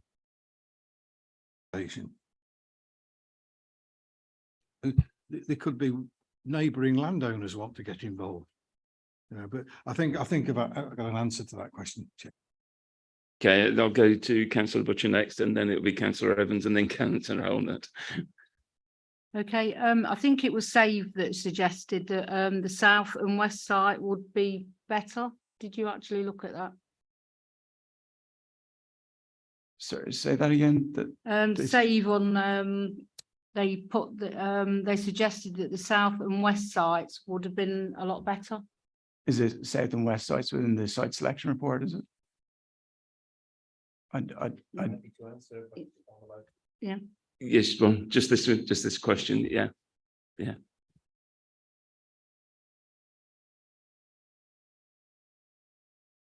Mitigations, we don't want this scheme. But if the council was minded to approve it and we're thinking about mitigations, we suggested moving the scheme southwest towards the Winterbeck, where it would be further away from the community and would actually have to be slightly smaller than it is. Thank you. So it's basically moving it a period across towards the Winterbeck, which which we know. Thank you. Yeah. So I guess I've already sort of spoken to the size of scheme that's required in order for it to be viable. We originally did have panels within the fields adjacent to the residents of Musson and all the way up that's the eastern side. We did work very closely with them. We met them on site along with Bodisford Parish Council, and throughout the evolution of the scheme we did step back the panels quite considerably. We obviously only have control over a certain amount of land, so the western side of the Winterbeck we don't have any control. We only have control over the land you see within the red line and the areas that have been removed historically on the eastern side of the site. So we obviously have done what we can in terms of listening to their concerns, but if we were to reduce it any further, it'd impact the viability of the scheme. Sorry, I'd just ask Andrew to answer a question on site selection. Thank you, Chair. So I just thought it's worth coming in at this point just to sort of reiterate and sort of draw members' attention to the fact that what you're considering is the application that's in front of you. So that yes, the applicant has undertaken a site selection assessment that's been submitted as part of the application. They didn't necessarily need to sort of undertake that or submit that. They have submitted that to the local planning authority to sort of support their application as such. What you need to consider is the red line plan, where the panels are going, and all sort of the mitigation measures, the landscaping enhancements that comes with the application, and not sort of any other sites within or adjacent to. It is only this application that you would need to consider, and weighing up those considerations that I mentioned within my sort of presentation around sort of the landscape, the heritage, the agricultural land value associated with this site, and whether the benefits outweigh that harm. Thank you. Thank you, Andrew. Can I move on to Councillor Evans as the next? Thank you, Chair. Yeah, can we just unwrap this issue of brownfield sites and all the rest of it? We went through this 2 years ago, but I'll ask you the same question. I know you all know it's correct to say that any brownfield sites like airfields and all the rest of it are far more valuable, would you believe, about twice, if not 10 times the value of agricultural land to rent. So if you went to the one at Normanton or whatever, I understand, I'm not an accountant, but I understand that's about 3-4 times more valuable per acre, which would make your viability almost impossible. Is that correct? Yeah, that is correct. And what you'll find with a lot of brownfield sites is they are higher in value. A lot of them can be designated for housing or various other types of industrial development, which increases their value. The chances of finding a 250-acre brownfield site that's available and is at the same value as an agricultural site is virtually impossible. You know, the occasional disused airfields have been used, but few and far between. Yeah. Thank you. Thankfully, viability is not one of our problems this evening. Councillor Atherton. Thank you, Chair. I've got a few points or questions, should I say. The first is going all the way back to the concern that you had, Chair, about the output of the site. Earlier on, you mentioned that the capacity factor for this site is quite high, indeed higher than most other sites. Your own documentation gives that capacity factor as just 18%, which seems quite low to me. And I read the way the maths looks, it reads like an efficiency factor. So your 49.9 or call it 50 megawatts of ideal output becomes just 10 megawatts of output as an average throughout the year. Is that correct? No, I don't really understand what you're saying there in terms of how is 50 megawatts reduced to 10 megawatts, sorry? So your mathematical formula is 49.9, so your capacity times 24 hours times 365 days a year times a capacity factor, and then divided by the average consumption to get you to the number of houses that you would support in a year. Mm-hmm. That suggests to me that the capacity factor is in some way equivalent to efficiency.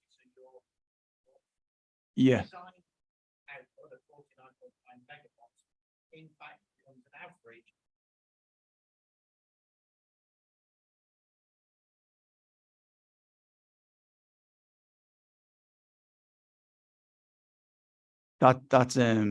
That's at any given time, I suppose. Yeah, is if you take into account nighttime when there is no daylight. Yeah, no, taken as an average throughout. Yeah, taken as an average. That's correct. Yeah, that's fine. And that 18% is actually very high for a solar farm site. Capacity factor of wind farms could be up to 35-40%. Typical solar farms 11, 12, 13%. This is a tracker site, which is 18, so it is very high. All right, thank you for the clarification. As you may gather, I've got no knowledge of kind of solar at all. Councillor Atherton, can you just move closer to the microphone? Sometimes it's not picking you up.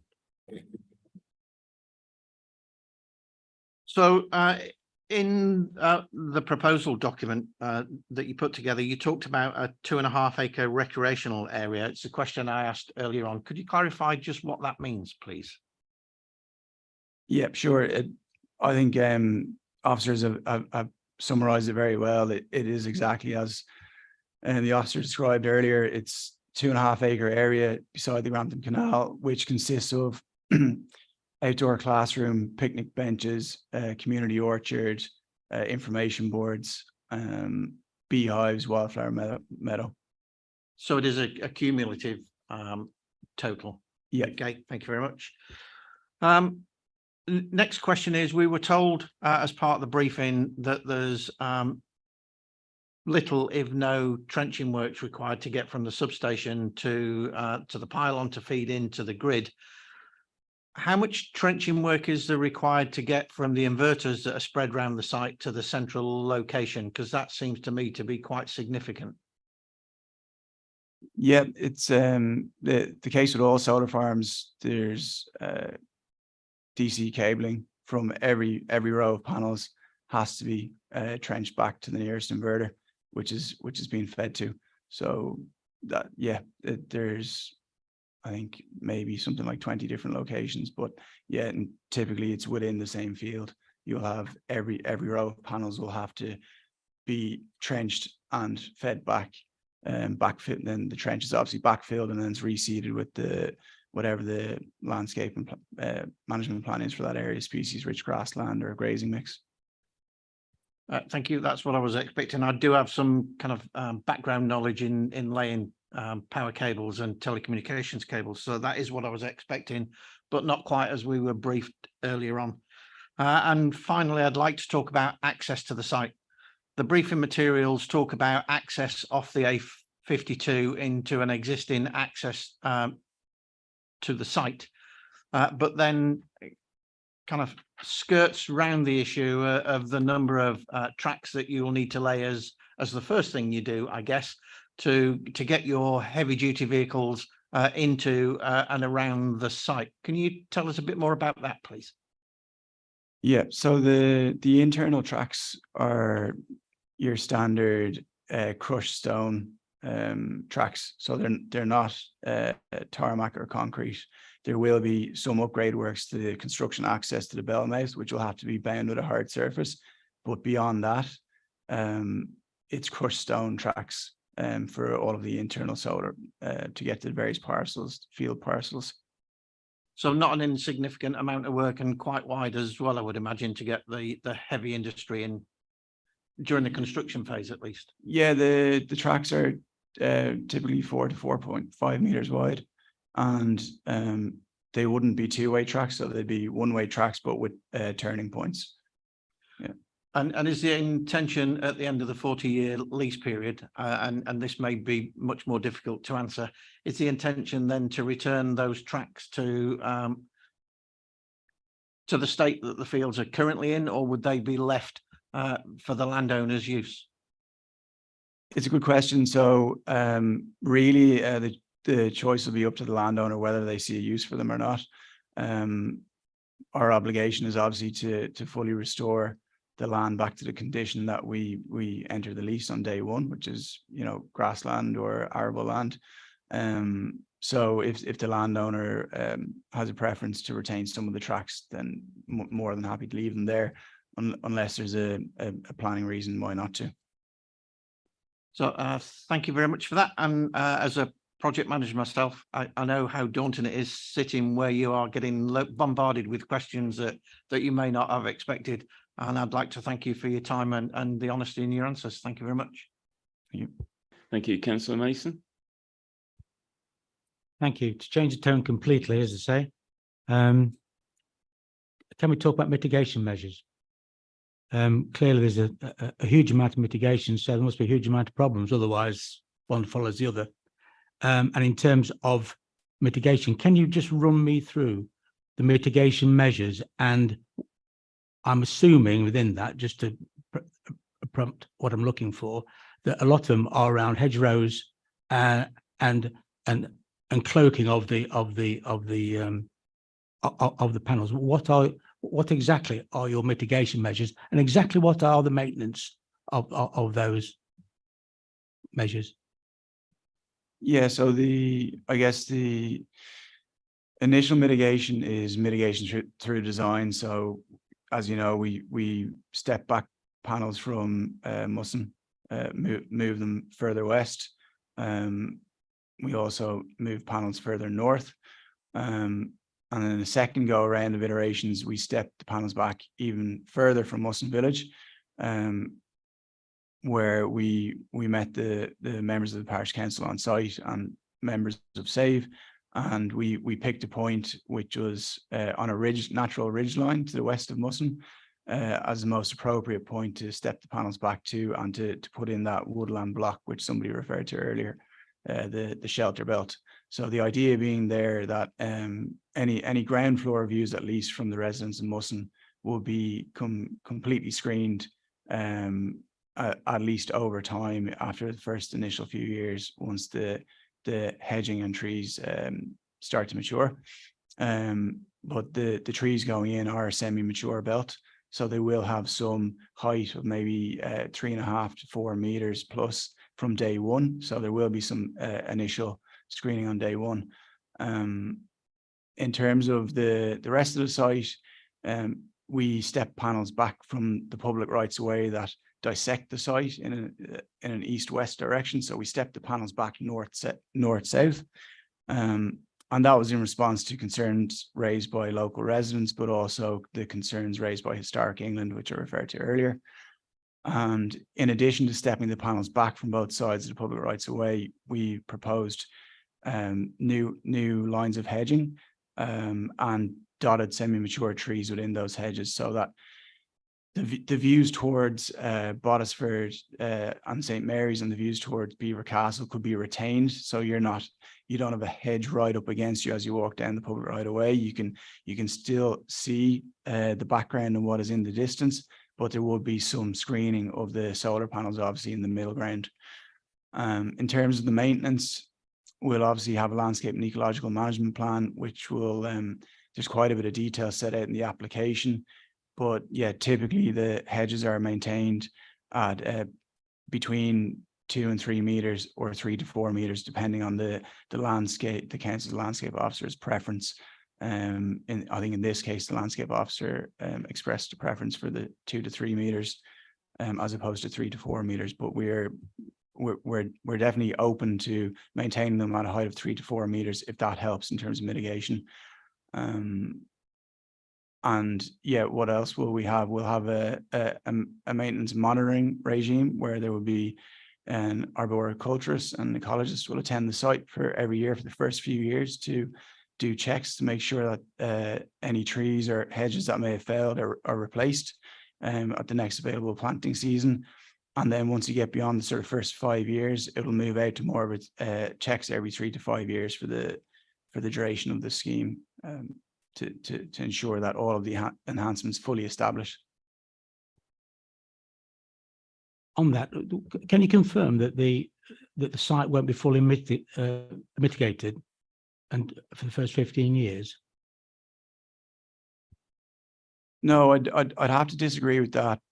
We are putting in some semi-mature planting from day one, which I described there. So the semi-mature trees to screen views from key sensitive receptors such as the residents in Musson Village and the public rights of way. So they will go in from day one and provide a level of instant screening from day one.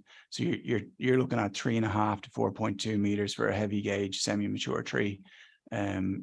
Staggered rows as well. So even in winter, when they become bare, the trunks are staggered. So you will still retain some level of screening even when they're not in leaf. Just to follow that up, I did say fully mitigated in terms of the hedgerows. The trees have to understand the hedgerows, but just to carry on from that for the first 15 years they were mitigated fully or ameliorated in my terms. Following on from that, it's been put in the paper that the hedges will be cut down to 2 meters because of the maintenance regime. Just to cut to the chase. The maintenance regime, so they can grow back to 3 meters. And that'll be done once every 2 years on balance. If I look at the government guidelines on maintaining hedges, which are here, that they recommend that, and I'll read it out to you, that hedges are cut in the following ways: no more than 1 year, in 3 between September and February, leave at least 2/3 of hedges untrimmed each year. So effectively, you will cut a third of the hedges in 1 year, and then after that, sequentially, you'll move along the hedges and cut them a third each year. Or you can cut between 1 and 2, so that's half the hedges are cut, and then the other are left. So from that, can I gather that this site will never be fully ameliorated because there'll be at least one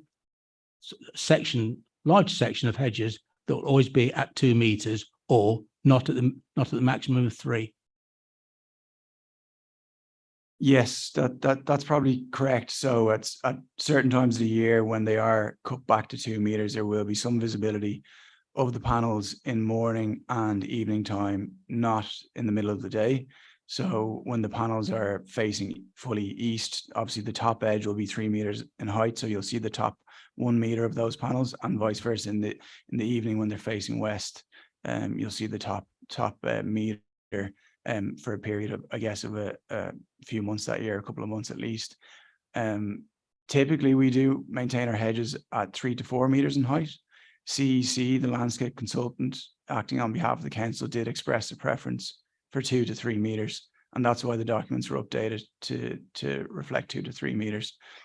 The reasons for them doing that was to keep the hedgerows more in their eyes, more in keeping with the typical hedgerow height for the landscape character area. Thank you. On that question, the question I asked was, the site will never be fully ameliorated because it can't be, based on the regime of the cutting of the hedges. So the panels at some time of day, or whatever time of day it is, will always be seen, and therefore will impact on the character of the countryside and act against the heritage element, because they're bound to intervene between the site. I think you just answered that. Have you another question coming? No. Sorry, thank you. So, Councillor Evans. Obviously, you opened up that question. Would you be, as the applicant, adverse to the fact it was always kept to a minimum of 3 meters then, the hedges? Absolutely not. No problem with having a condition to secure that. So that would make the panels. They'd be screened year round. Yeah. Well, I think well, we'll discuss it later, but that to me is obviously the correct answer. Any other questions? I'm afraid oh, sorry.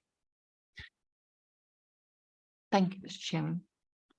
Yeah, the agricultural land, I can see you're committed to having some of that continue, but how much? Will it be a little bit, or will it be the whole site will continue as agricultural land? Yeah, so there's, I don't have the exact figure, but at least sort of 75–80% of the site is down to grazing mixture, or will be put down to grazing mixture. The only reason it's not higher is because through consultation with Natural England, they requested that we put in complementary grass species rich grass mixes on that southeastern side of the site that are complementary to the Muston Meadows nature reserve. So that the idea is there that it will enhance and ultimately bring biodiversity enhancements to the nature reserve, but the rest of the site will be the intended use is to have a grazing use through sheep farming. Yep. Thank you, Councillor Glancy. Thank you. I think everybody's asked loads and loads of questions, so I've had a long list and they've all been gobbled up. But there's one thing I was going to ask regarding the landscape planting. At what point will that be planted? Will it be planted before you start work? Because I'm very mindful of protecting the view for people as soon as you do start. Yeah, I can't remember the exact condition offhand, but typically planting would be done in the first planting season after construction. And the reason for that is the planting will get damaged naturally with the amount of construction vehicles on site. You know, the various piling works, certainly within the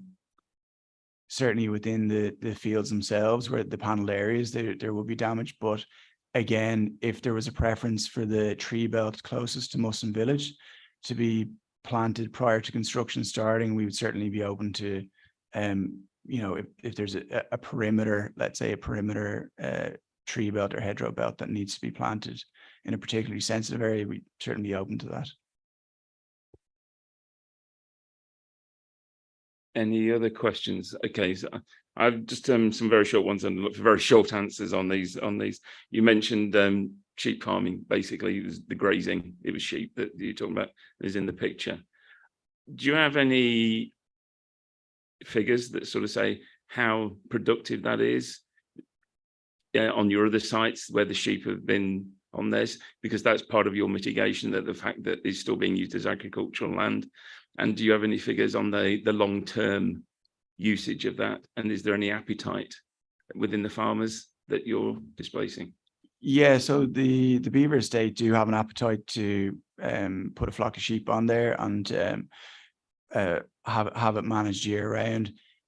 I guess compared to a normal pastoral site, because of the biodiversity net gain requirements on the site, you can't graze it as intensely as you would a separate farm. So the number of sheep is restricted to a certain amount. I don't know the exact figures, but it's a less intense grazing regime, and they're taken off for part of the year as well. Thank you.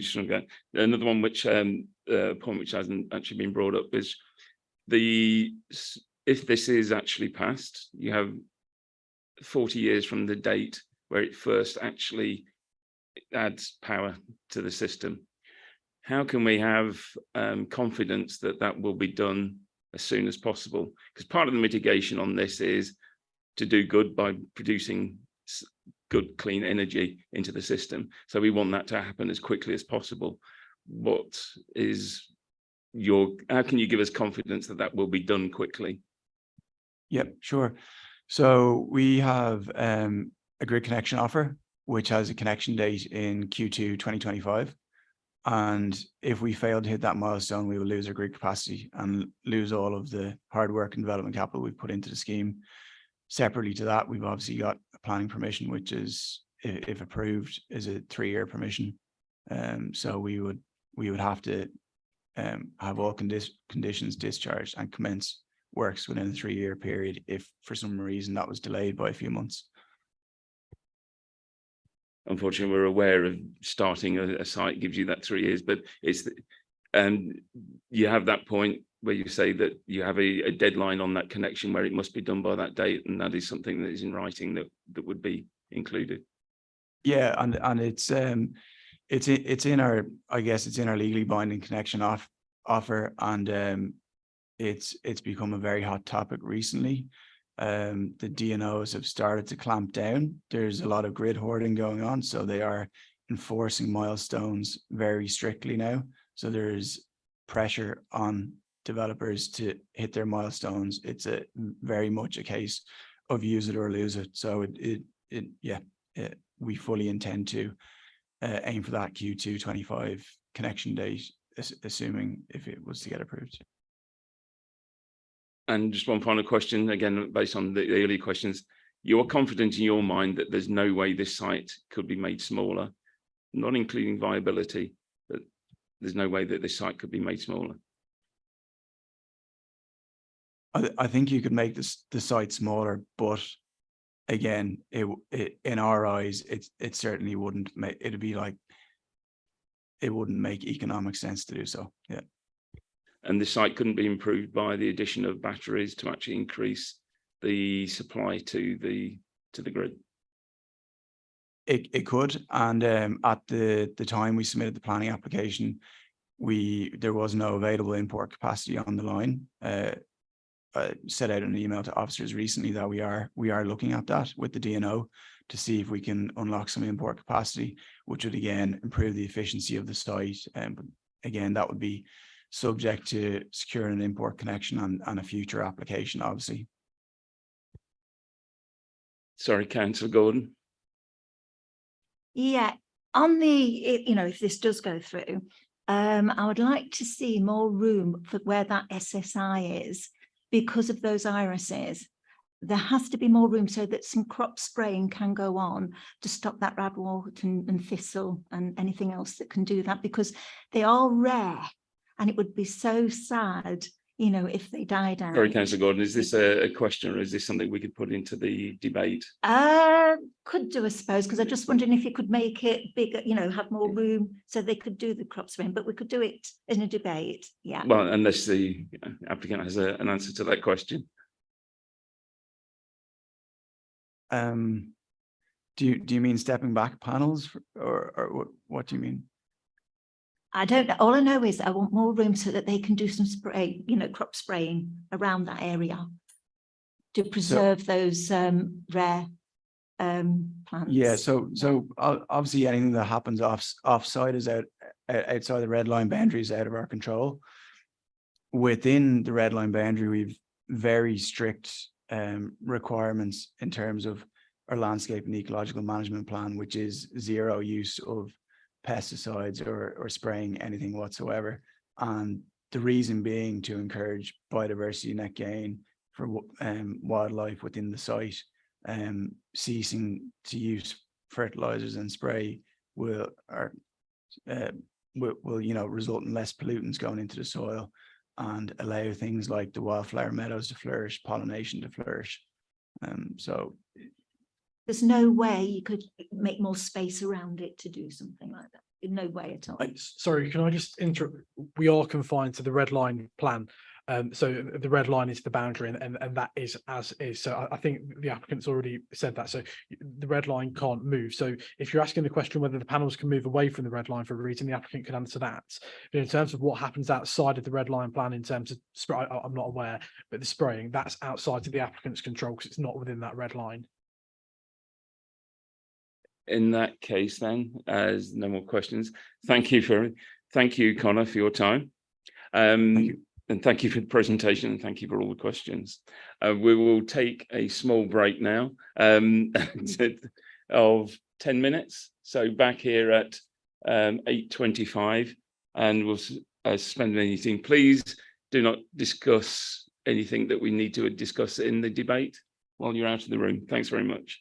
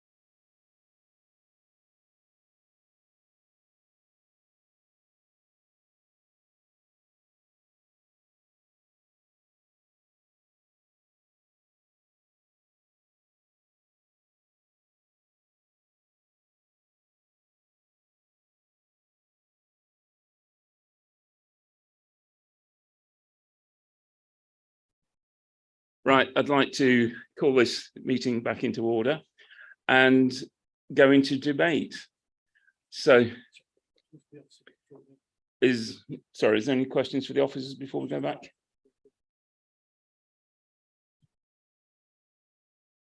No. So who would like to actually start the debate?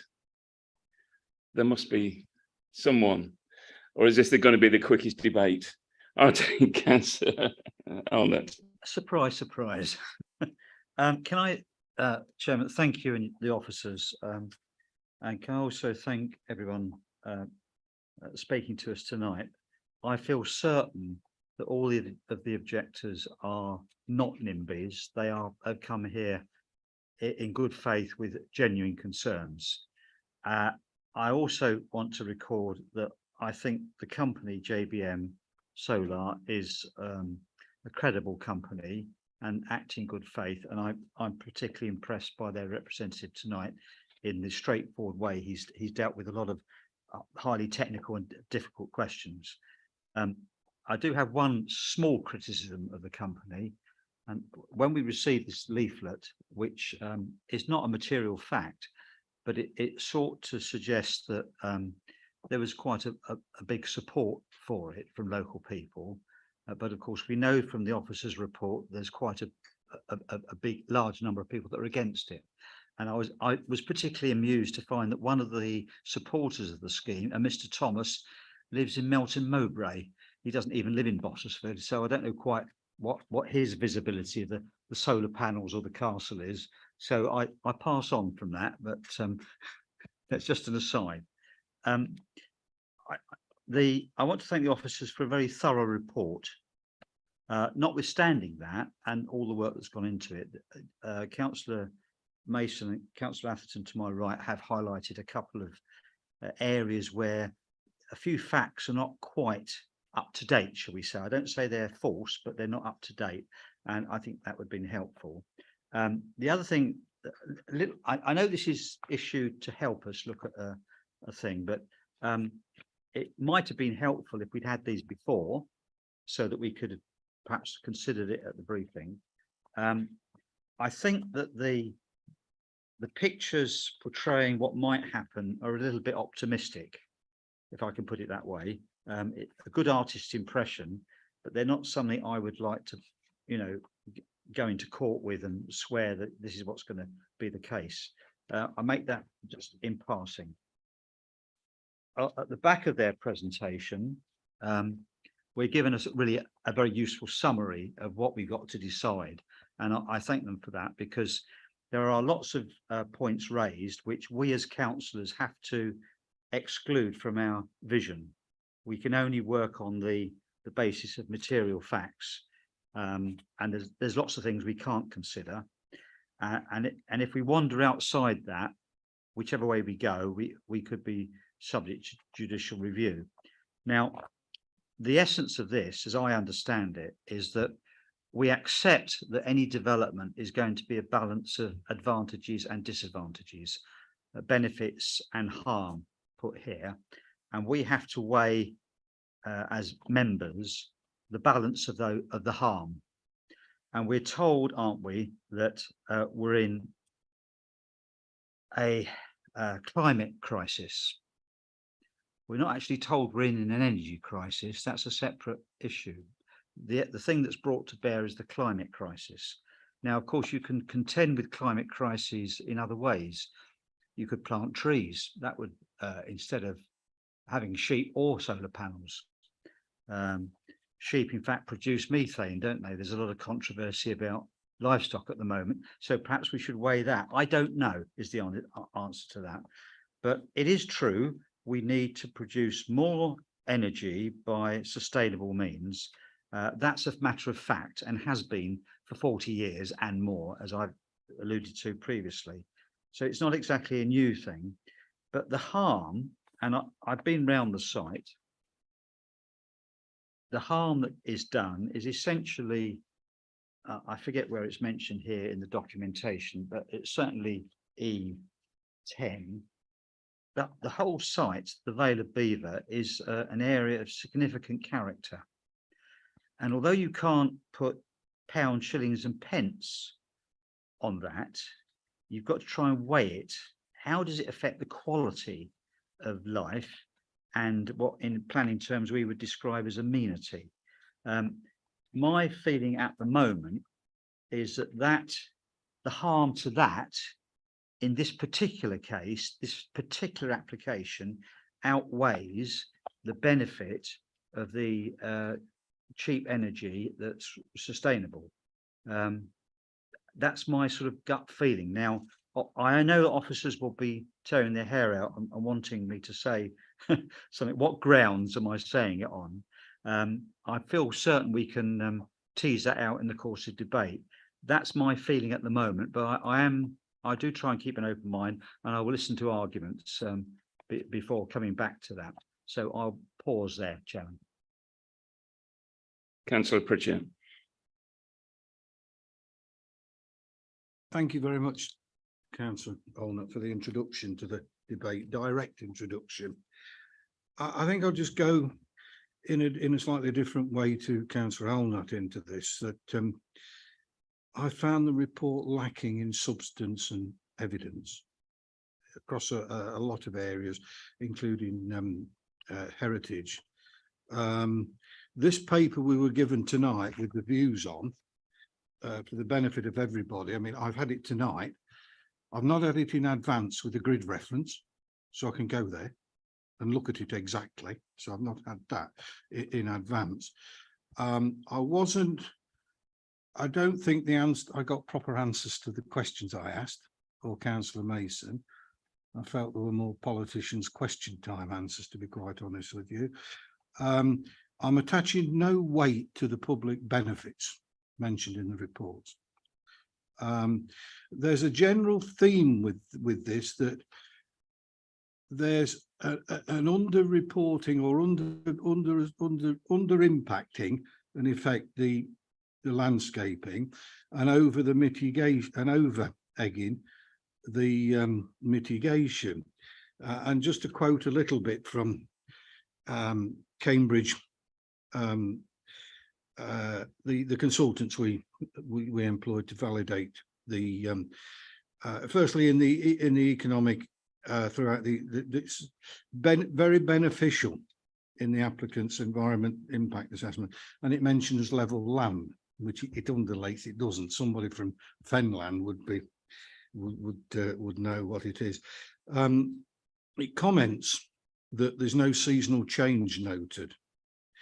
The 10-metre belt near the Musson Track, which contravenes the view of key view number 7, is contrary to the Vale of Abuva landscape and would also block the hillside.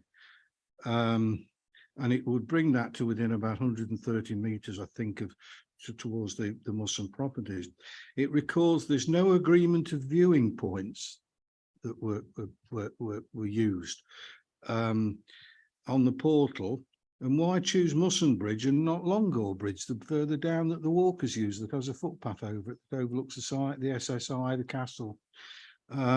It refers to the hedgeways one side and the fencing, or 2 lots of fencing, as passageways. And the kilometres it transfers to 1.4 miles of public rights of way are going to be passageways within the 10 metres, right? Then we've got the mitigation plan thing. We'll come on to the height question Councillor Evans mentioned.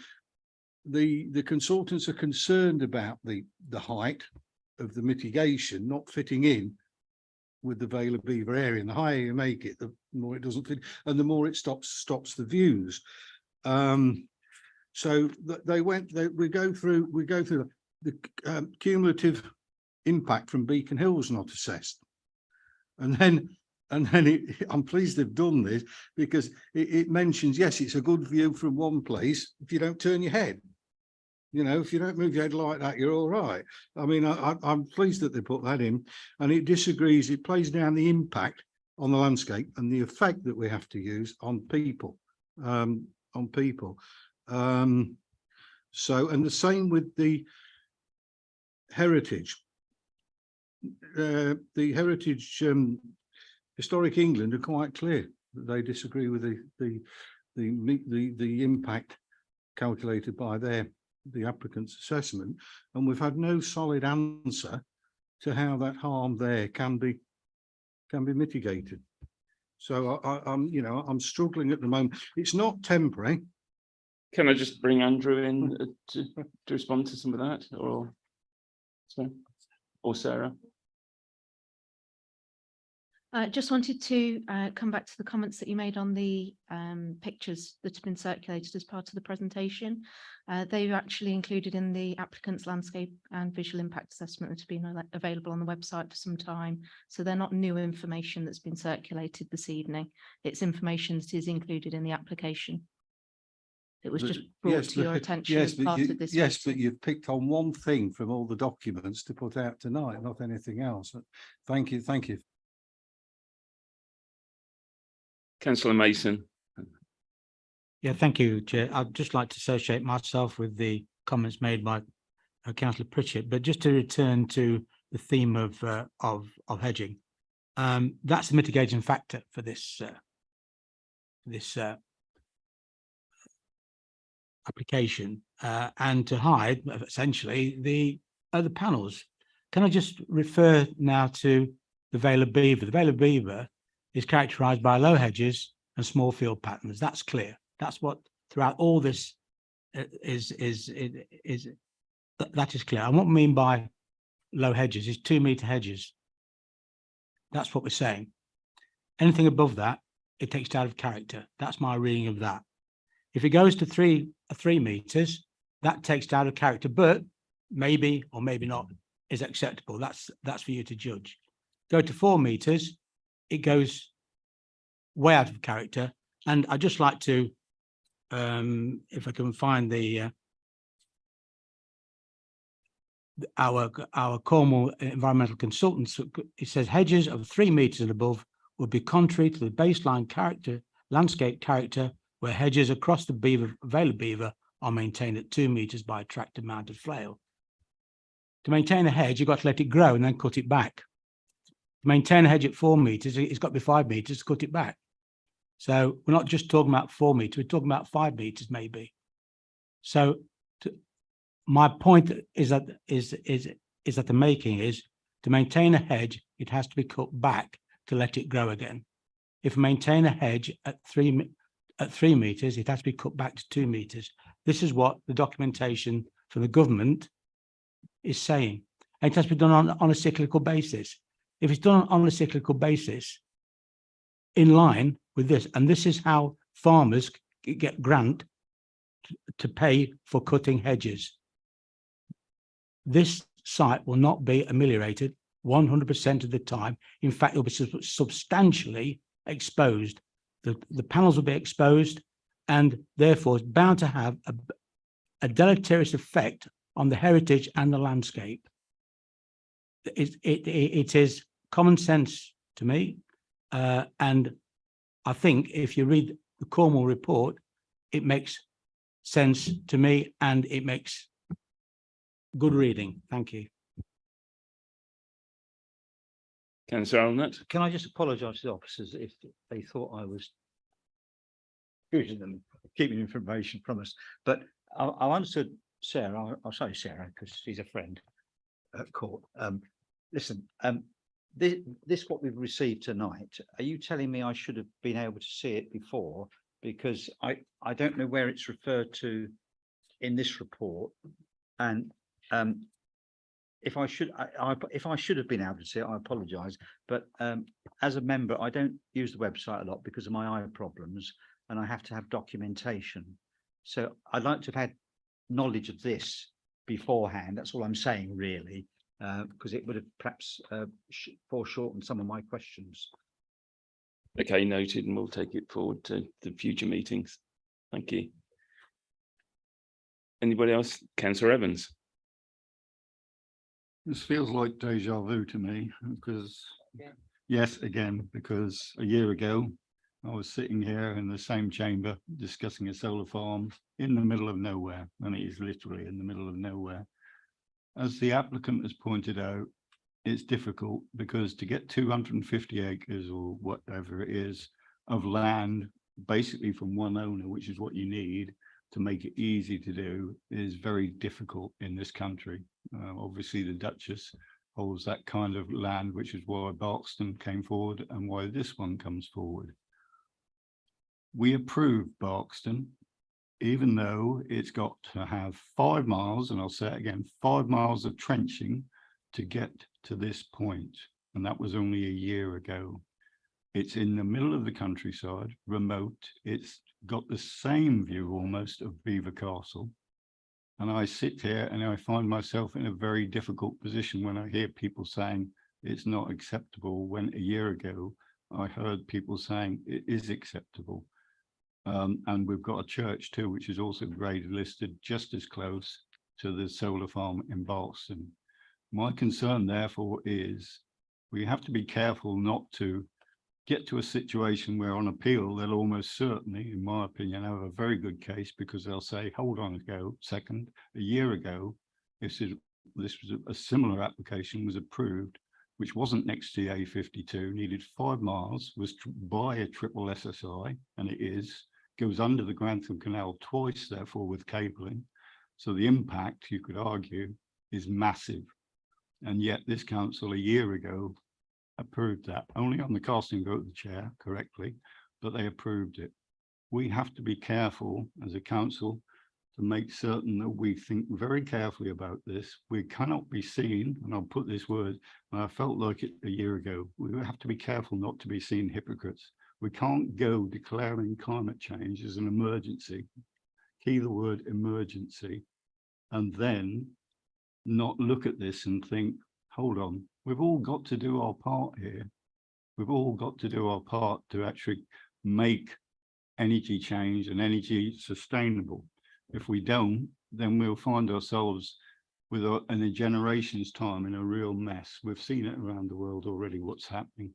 And I'm just like many people out there, conflicted, because I've been to other parts of the country. I've seen solar farms in Cornwall, Bristol, all in very, very impactful sites where they can be seen from everywhere, you know, even Cornwall and Devon.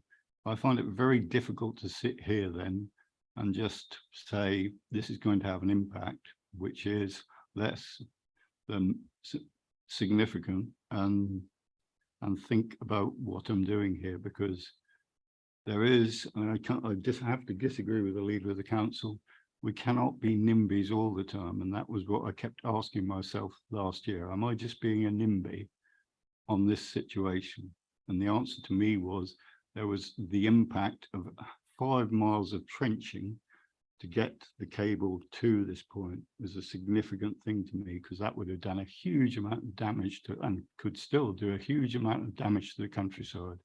This site has the benefit of being right next to the point, the benefit of being next to the A52. It's the kind of site, in my opinion, you would look at it and think, not a bad choice, because you've got the A52, you're next to the point, as the applicant has said. And I find that very difficult. You're never going to get, we'd love it, you're never going to get an ideal site for solar panels, never. It's not going to happen, because that's what Britain's like, we're crowded. So I'm still humming and hawing about this one, but I would urge people to think very carefully about this, because it is happening up and down the country, solar panels, and we as a council can't ignore that. Thank you. Councillor Gordon. Yes. Now, this is also from another resident, and I don't know if you can check this, but Durham County Council, they rejected Aurora solar site. I don't know how long ago it was. Now, the reason they rejected it was the site was overwhelming in the open countryside, too close to residential areas, and also fire and impact on roads were too great. Wildlife, agriculture and food production were adversely affected. Now, this is what I got from this resident, and I thought it was worth bringing it up at this time. Thank you for the comment. We don't actually have the facts around it, so we don't know how similar the site was, etc. So, but thank you for the comment, Councillor Atherton. So thank you, Chair. I'm going to take a somewhat different stance to my colleague down the table. But there are a few observations in the document. One of the JBM produced documents talks about the creation of 80 new jobs, which I'm sure would be very welcome during the construction period, and the opportunities of this for local suppliers to provide construction equipment, construction materials, etc. I don't know if we should take that into account as part of the planning application, but there are no guarantees that these jobs will come to local people anyway. So whilst jobs might be created, whilst the opportunities might be there, there is no guarantee. The instinctive document, which I believe was the survey done of residents, seemed to contradict itself. At the very beginning, it talked about the number of postal replies that had been received to the consultation, and clearly the majority of those replies were against the proposal. The rest of the document, the majority of the document, then concentrated on the responses from the door-to-door survey, which seemed to contradict the postal results. So I'm not sure how much weight we can give to that survey. The CEC environmental consultants study seems to suggest that the development proposals don't adequately address the environmental impact, and they say as much in their executive summary. In fact, the rest of the document seems to suggest that they're not in favour of the application at all. Pretty much everything else that I was going to bring to the debate has pretty much been said or asked as questions, and I think we've talked about that a lot. The only thing I'd like to add to all of that is, not only are we in an environment crisis, we're in the middle of a cost of living crisis, and the cost of food is going through the roof and will continue to do so. Certainly in as far as the impact of the war between Ukraine and Russia is concerned. And it's my belief that our fields should be full of our fantastic produce. We are the rural capital, the food capital of the country, and we should be aware of that. Our fields should not be full of solar panels. Thank you, Chair. Councillor Alnett, you were next. It is really just a response to my good friend, Councillor Evans, just down there. We've got to consider each application on its merits. So the fact that we took a different decision on another site is not quite germane here. I won't say that I wasn't here, then that would be unfair. Corporately, we took a different decision on a different site. And I certainly wouldn't pray in the amount of trenching that's got to go on, because trenching is, well, you can't see it, can you? It's underground. So my point was not about all those other issues that he mentioned, but the overall impact on the big amenity that we call the Beaver Valley. That's the point. And the other site actually that I visited is not so visible, shall we say. This site is. So I'm quite comfortable with the thought that you might go to appeal, because I don't think that site is relevant. There may be other things that might cause the lawyers to shake in their boots, but on Councillor Evans' point, I think that's a bit of a non sequitur this evening, even if there may be other points that are relevant. Yeah. Councillor Mason. Thank you, Chair. 2 points, and I may come back on the hedging yet again, but 2 points. I take Councillor Evans' view that we must do our bit. Let me tell you what bit so far I think we've done. In an area, there's been an area of 5 kilometre radius where various solar farms have been put into. There's 4 in there if we approve this. They're all clustered. They're not evenly spread across that 5 kilometres. They're clustered. And I've worked out, as you would expect, being a mathematician, they're clustered into somewhere in the region of about 29.5 square kilometres.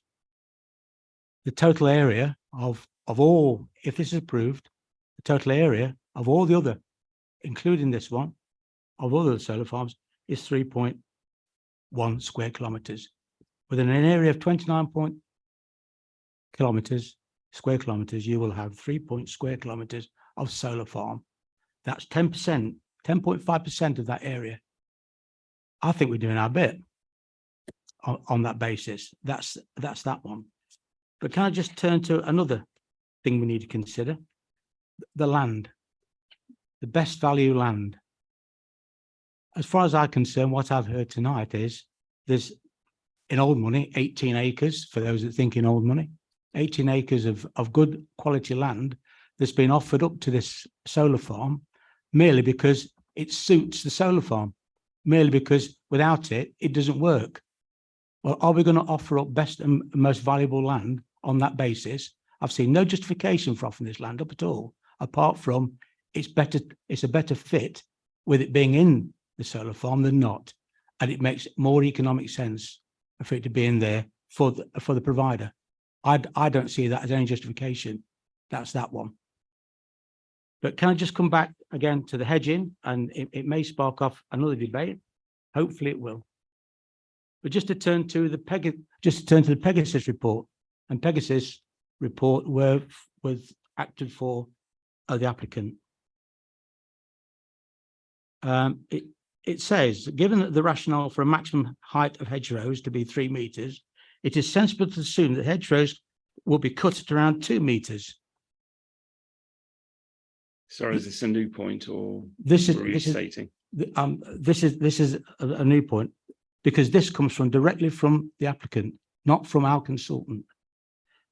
This is in accordance with good practice, constitutes a well-managed hedgerow according to the Suffolk Hedgerow Survey. What Suffolk's got to do with it, I don't know. There we go. Now, what I'm saying is that the applicant has recognised that the mitigating factors has to be between 2 and 3 metres, not 4 metres, not 5 metres. And during that time, they will cut the hedgerow down to 2 metres on a cyclical basis. I've seen no evidence whatsoever that convinces me that this site will be ameliorated throughout its life. Thank you, Councillor Mason. Councillor Brown. Yeah, thank you. Obviously, visiting this, I think I'll agree a lot with what Councillor Mason said about the the collectivity of the number of solar farm sites in the area. And obviously, I believe in my area, we're going to have an expansion of solar farm at Ragdale as well coming up. To me, listening to the debates, I think looking at Botsford and looking at the rural area, it'll be detrimental to the area. You look at Beaver Castle. I drove up to Beaver Castle. I looked at a viewing point above Beaver Castle, which people look at in the evenings, etc.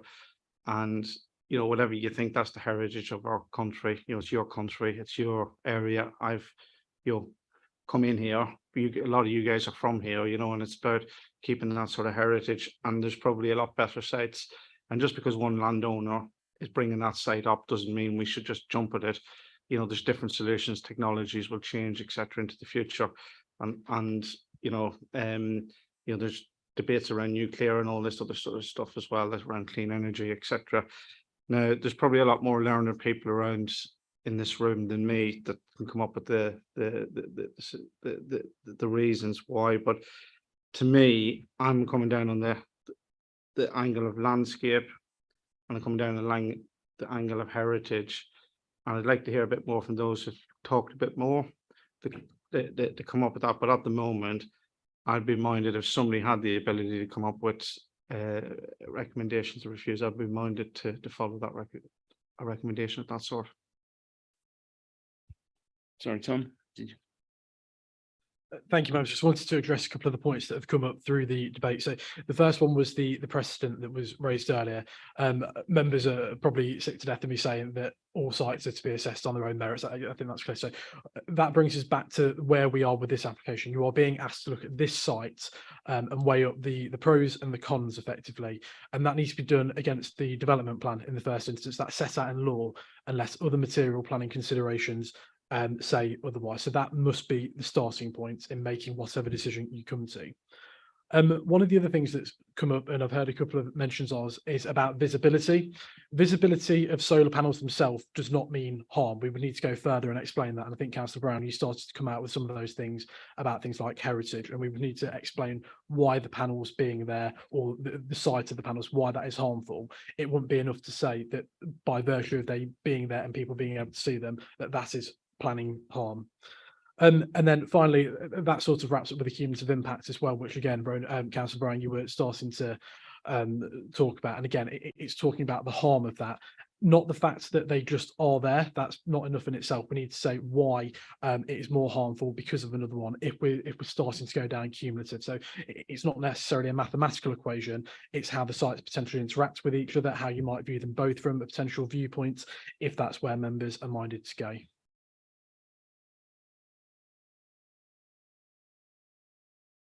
Thank you, Tom. Councillor Cumbers. Sorry, just to say we're coming up to three hours. Yes, we were going to go along. We'll wait until we get to 9 o'clock and then we'll see. We'll take just before 9, we will look at the procedures around that. Is anybody else like to add to the debate? Councillor Gordon. Yeah, when I went to visit the site, and we was along the main road, and you could, it was so beautiful to see all the way down, all the way to Beaver Castle. And it would be such a shame, because I know that other people that I've been told, that other people stand there, they stop the cars and they come out in the stand and they view it, and it's absolutely beautiful.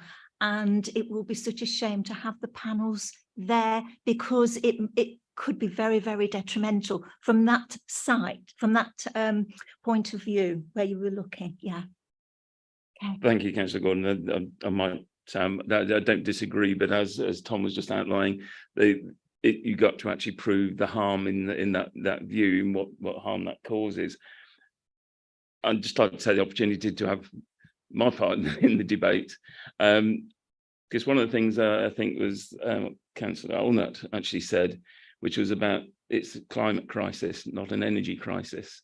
And that's a very fine point there, in the fact that if we're looking at it as a climate crisis rather than just an energy crisis, the loss of the productive land, which I think I can't remember the Save or the Parish Council put forward, the loss of the produce from the land should also be taken into account as the loss of good, because if that's not grown there, it comes from somewhere else, which is likely to be imported, and therefore the cost of that and the carbon, etc., should be put into balance. It is something I'm only just maybe talking out loud, because I'd looked at it as an energy crisis, not a climate crisis, and so there is a balance in there.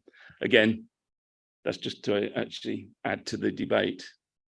Would anybody else like to continue? Councillor Pritchett. I just thought I'd like to add this. It is mentioned in the report, I think, Andrew, you mentioned it in the report, that you mentioned that about assets briefly. You mentioned assets, heritage assets and weight in there, but there was not a big explanation. There's been a case, Wyeth Price, on the application of Guildford Borough Council, and it was about not mentioning the weight that the committee the decision makers should attach to heritage asset. Considerable importance and weight when carrying out a balancing exercise, and obviously the more important the asset, the greater weight. And also it says in the Historic England response, clear and convincing justification for any harm caused. In this case, it's setting, an appreciation of the asset in the setting. I think it's a bit of a red herring seeing what it looks like from the castle. It's the castle in its setting and else like that. And it shouldn't be here, the judgment here, it said we shouldn't treat it as a less than substantial consideration. So I'm just saying it's a. Thank you. Tom, can I bring you in now, as it's getting on towards 9 o'clock? Well, we've just got a short break. Thank you, Chair. So in accordance with the meeting procedure rules, if the meeting's likely to go over 3 hours, it requires the majority of the committee to agree to carry on the meeting. So what we would require is a motion to be put forward and seconded. So either that the meeting continues or doesn't, and I'll invite the Chair to do that, and then we'll take a vote on that. So, Chairman. Councillor Gancy. Quite happy to propose suspending standing orders. Thank you. So that we can continue after 9 o'clock. Councillor Cumbers actually seconds. The proposal is to actually that we will go beyond 3 hours. Okay. This is a very complex and difficult application. A number of questions have been raised about the accuracy of data, and some other items have been raised, for example, the last reference to a legal case. Now, in my opinion, it's a judgment I'm making. I suspect there's a sort of majority here that would want to reject the application. If that is the case, it is absolutely vital that we are clear on what grounds we're doing it on. It's been a very long debate. I would prefer to defer to another meeting to give members a chance to go over all of the evidence we've heard tonight, some of which we didn't have before in front of us, and we hadn't heard what people said, and to consider very clearly the grounds. Now, I think that would be better. We don't have to go defer a cycle. We could have another special meeting, and I think that would do the subject justice rather than carry on, because I'm not certain we could carry on for another hour and we'd still not be quite there. That's what I just want to do, it justice and get the right decision and an accurate decision, because I don't want to end up in a judicial review either. Sorry, Chairman, I'm just conscious of the time, and at the 3 hours we have to adjourn. So the rule is that after 3 hours, the meeting will automatically adjourn. So we've got a motion to and seconded to carry on the meeting. That's not to say that a deferment motion couldn't come after that. My legal advice at this point would be that if you were to do that, that might be more beneficial, because you could explain to officers what you want from that deferment, whereas in 2 minutes' time we have to cut it short, which might make it more difficult. So, Chairman, if I could ask you to go to the vote on the motion of 3 hours, and then perhaps come to the deferment after. Thank you, Tom. So therefore, we have a motion to actually extend the meeting beyond 9 o'clock. It's been seconded. And could I have a show of hands to vote, or who are in favour of that?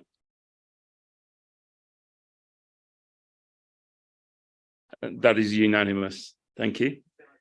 Thank you, Chair. Deferment. Yeah, sorry, the advice perhaps was a little bit short then. I was conscious that at 9 o'clock we do get cut off.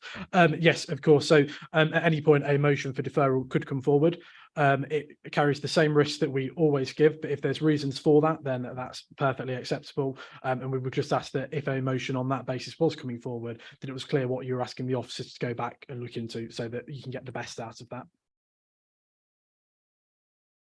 Would propose that on the basis that we have received as a committee a number of additional points this evening that we didn't have before the start of the meeting, with respect to what Councillor Mason said on some points of fact, and Councillor Atherton, and we've had a deposition, if I can put it that way, about a court case that I'm not aware of, and we've had some answers from those in favour and those against from the general public, which I would like to consider more fully, and to consider, if we go down the road of rejection of the application, the specific grounds, and that would give members a chance to consider that.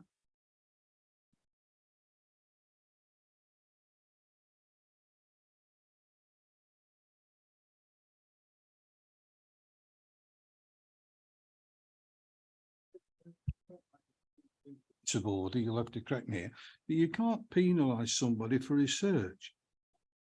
You know, the fact. I don't think it's actually research, penalising. You know, because you haven't researched, you can't penalise somebody. I don't think that was the point that the member was making in that respect. I think that the point was there was some information that came forward at this meeting, and that other members would like the benefit of the clarity of that information and the professional advice on that.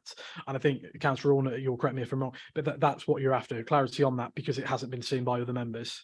I don't think it was anything else.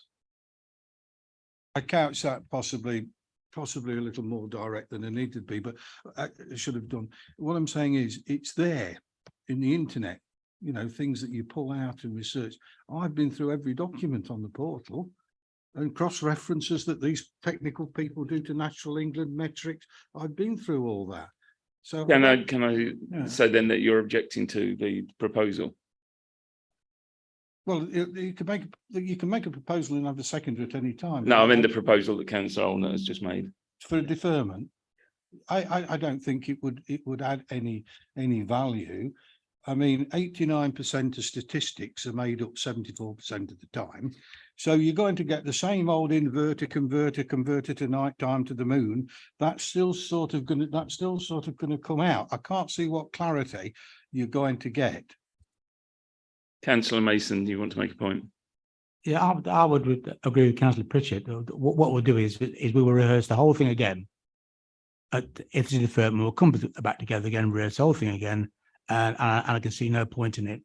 Must make a decision tonight and be done with it. Councillor, do you like to respond? No.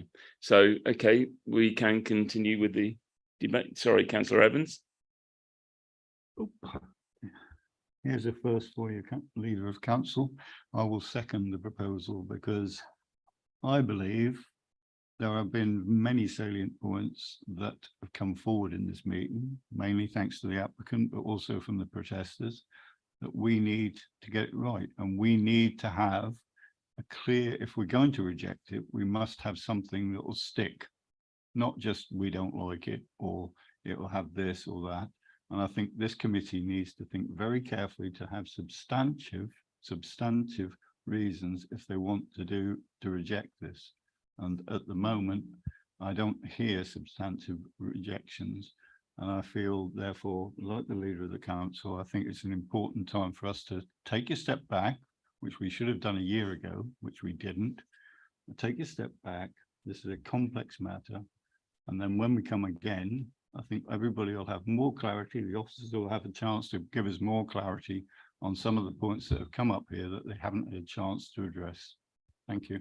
Thank you, Councillor Evans. Just before I pass to Tom for a particular point, I just want to ask the question, or what would we actually achieve by delaying and coming back to another meeting? How much more information would we be able to glean from that? But I'll pass on to Tom. It was going to be a similar point, just to be clear on exactly what the deferral reason is. So I've heard the case law. It'd be useful if members want to just point out to officers exactly what they would like clarity on in terms of that deferral, just because otherwise it does make it quite difficult to do so. So it would be very useful if members are minded to do that, to just be clear on what the deferral is for. I take note of the concerns that Councillor Evans has got. Surely it's only when or if or when somebody makes a proposal to approve or reject that you listen to the wording, that you would actually know whether you wanted to carry on or say, look, no, you know, surely to that stage.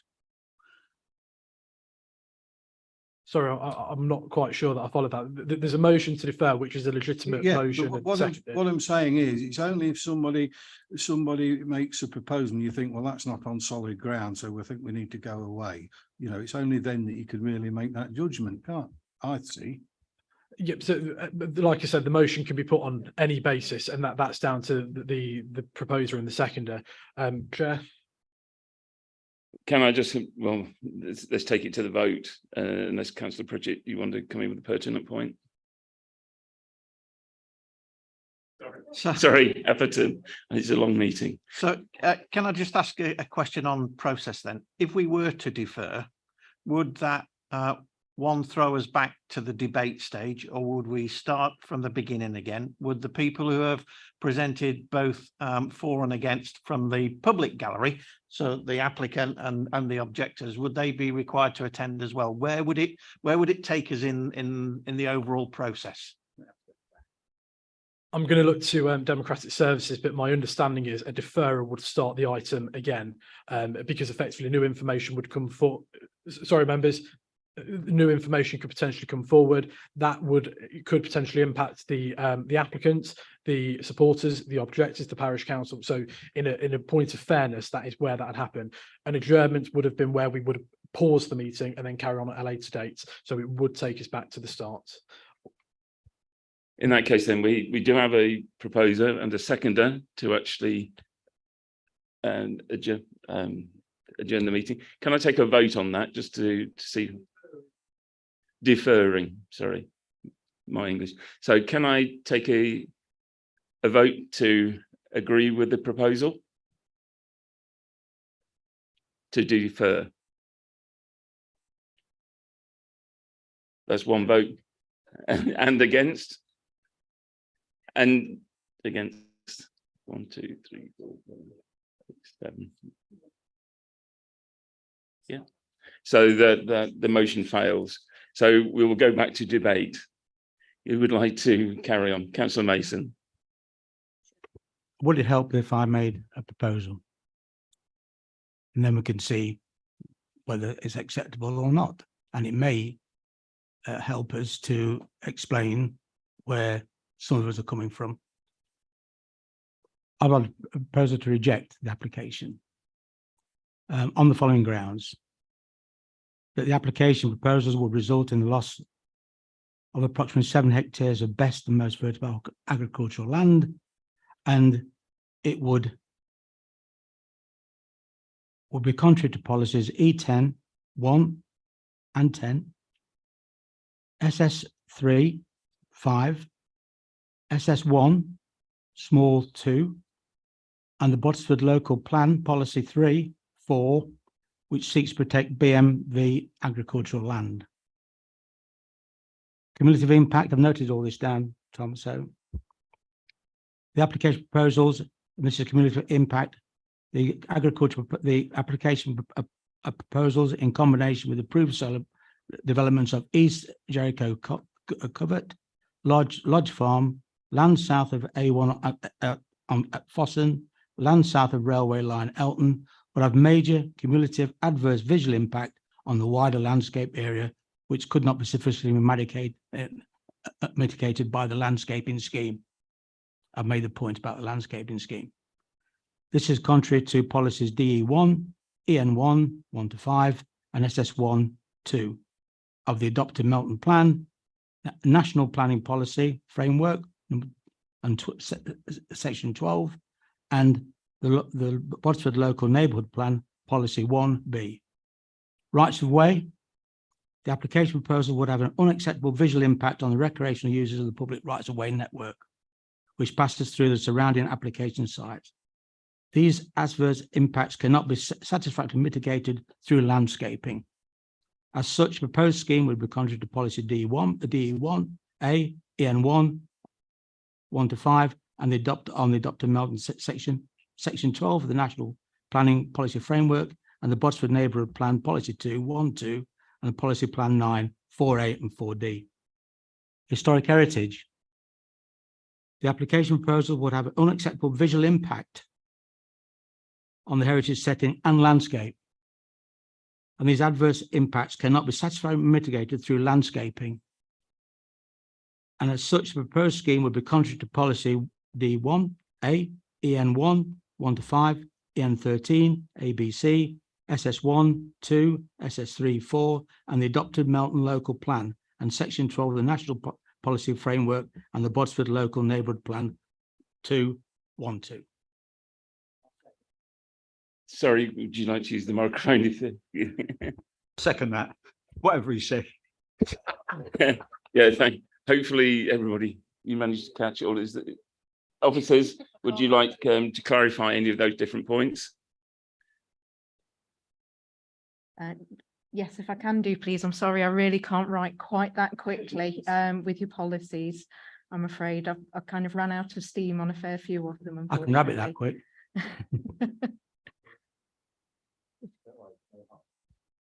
So do you want any of those repeating? That would be helpful, please. Yeah, if you could just go back through them a little slower so we can get those down. Thank you. Sorry, Tom, would you like to come in as well?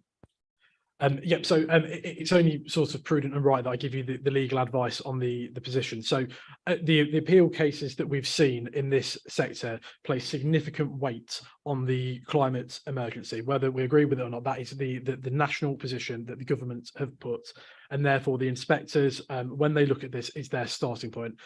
Unfortunately, they don't quantify it in a numerical way, for example, which makes trying to balance this quite a difficult task, and one that members you are being asked to do tonight. But what they do say is they do give that significant weight. So, Councillor Mason, you've obviously put forward some reasons for refusal. What I suppose I'm asking you is whether you're of the opinion that that weight is the weight of the harm is worse than the benefits of the climate emergency, as the appeals say. That's what I just want to clarify. Yes, I do. To be clear, taking you made the point on historic and the origin impact that we hadn't come to any conclusion what the harm would be. What the harm would be on the setting of that the impact on the setting and historic relevance to the Vale, and this would and this scheme would interpose and cause that setting to be eroded, and therefore you couldn't view the historic setting in its rightful setting, if that's not tautology. I'm sorry about that. And that, to my opinion, goes against Section 12 of the National Policy Framework. That's that one. The rights of way we talked about. We talk about hedgerows. The hedgerows can never be fully mitigated. I know I keep banging on about it, but if they can't, then it's bound to have an impact. And to use large hedgerows that are tall hedgerows prevents a corridor. You asked me the question, Chair. I'm giving the answer. The question, I want to go back to the original question, which is we need to actually quantify all of the different cases that you mentioned, so that we have that in the. Well, this is what. Okay, policies. The policies. Policy yeah. EN10 brackets 1 and 10 close brackets. SS3 brackets 5. SS1 brackets 2 close brackets, and the Botsford Neighbourhood Policy 3 brackets 4.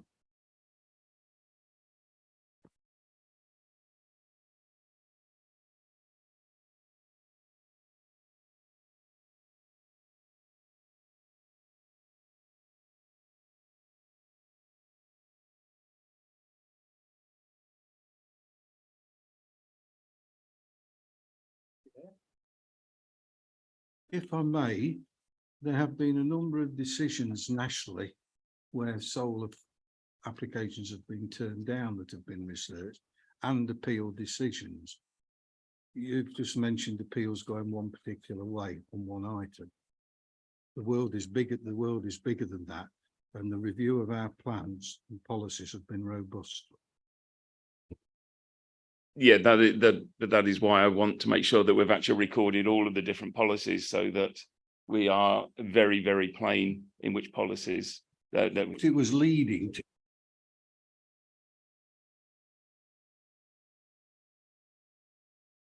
Yeah, carry on. Sorry. You quoted policy SS3, part 5. Policy SS3 is to do with unallocated sites for residential development. So policy SS3 isn't triggered in this type of proposal. Well, apologies for that, but I thought within SS3 at that paragraph, it did talk about green passageways or something of that description. So part 5 talks about where possible development does not result in the loss of the best and most versatile agricultural land, but it's specifically related to residential development on unallocated sites in the borough. So it's not a policy that's applicable in this case. Repeats another best and most versatile paragraph. The policy that's specific to this particular development is policy EN10 of the local plan, which is to do with renewable energy developments. At least got that one right. Any others that you need? Yeah, no, this one.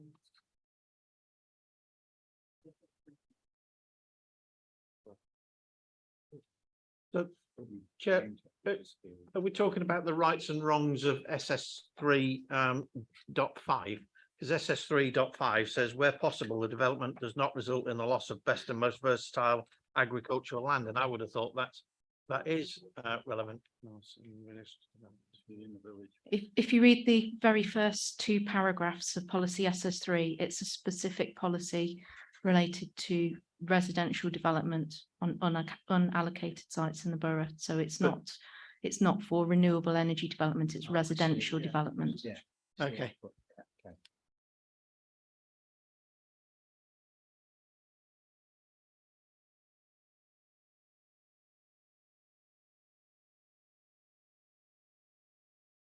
Sorry, Andrew.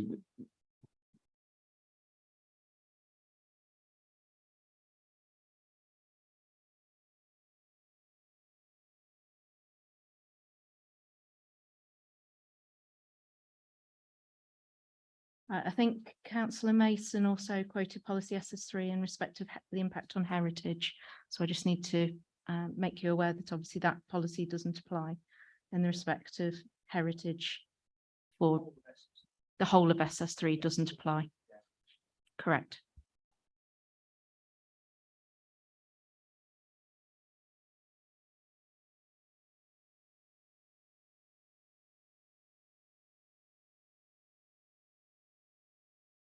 Please remember, if you're going to talk, please put the microphone on.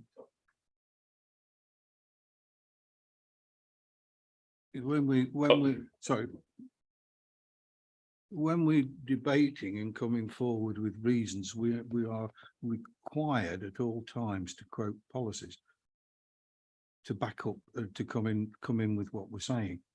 So the proposal is thorough as far as I can see. It's just making absolutely sure that we're not disagreeing with anything that's said, just making absolutely sure that, as we've just proven, that those policies are correct. Councillor Cumbers. Absolutely sure is fine, but in the end, a lot of that is still opinion. It's not just fact.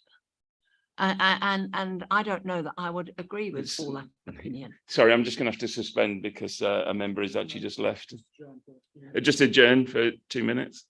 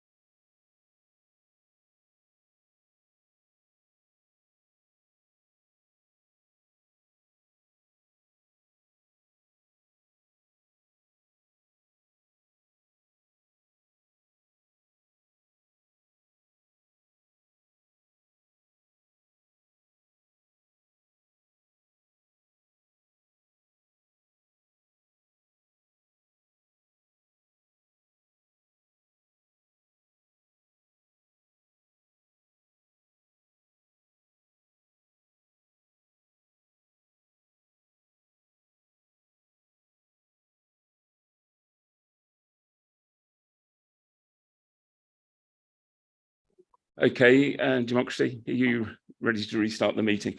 I do apologise for that. The reason for the short adjournment was that there was a concern that the policies and the part of the proposal may have been predetermined because it was reading from a list.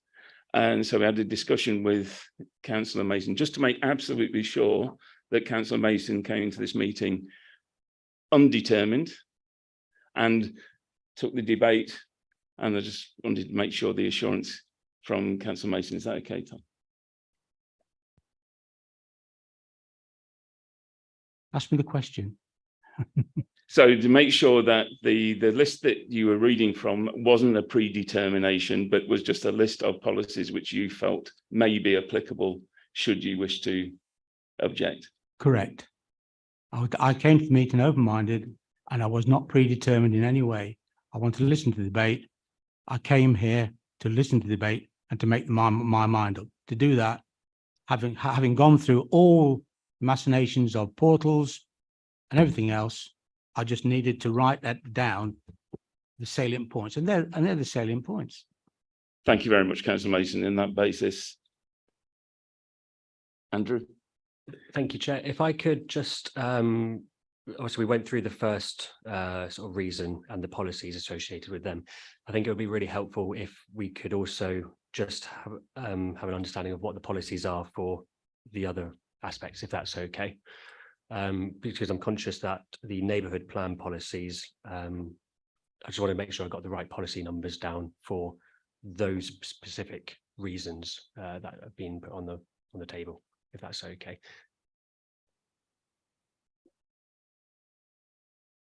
If you're able just to just read through those policies, that would be much appreciated. Thank you. No. This note is a scribbled note. It's not okay.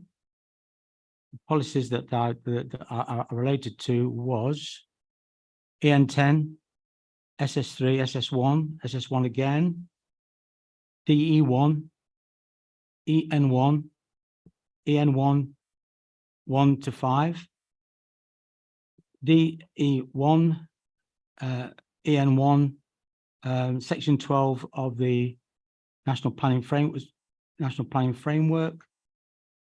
section 12 again.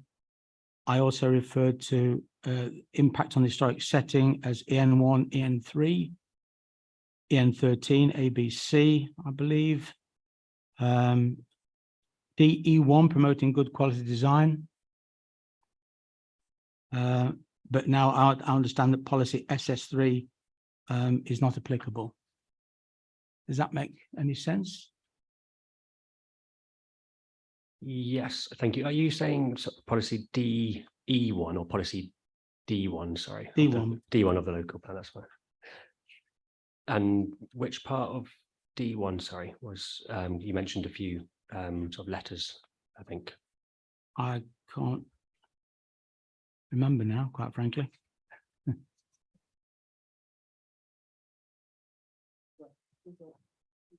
Quality. Yes, that's the policy. D1 is, yeah.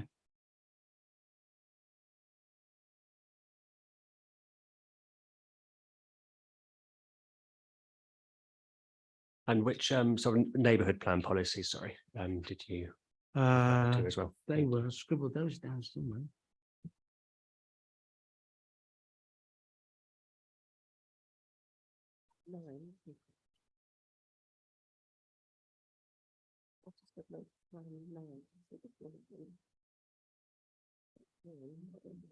Yeah. What's the local plan policy 9?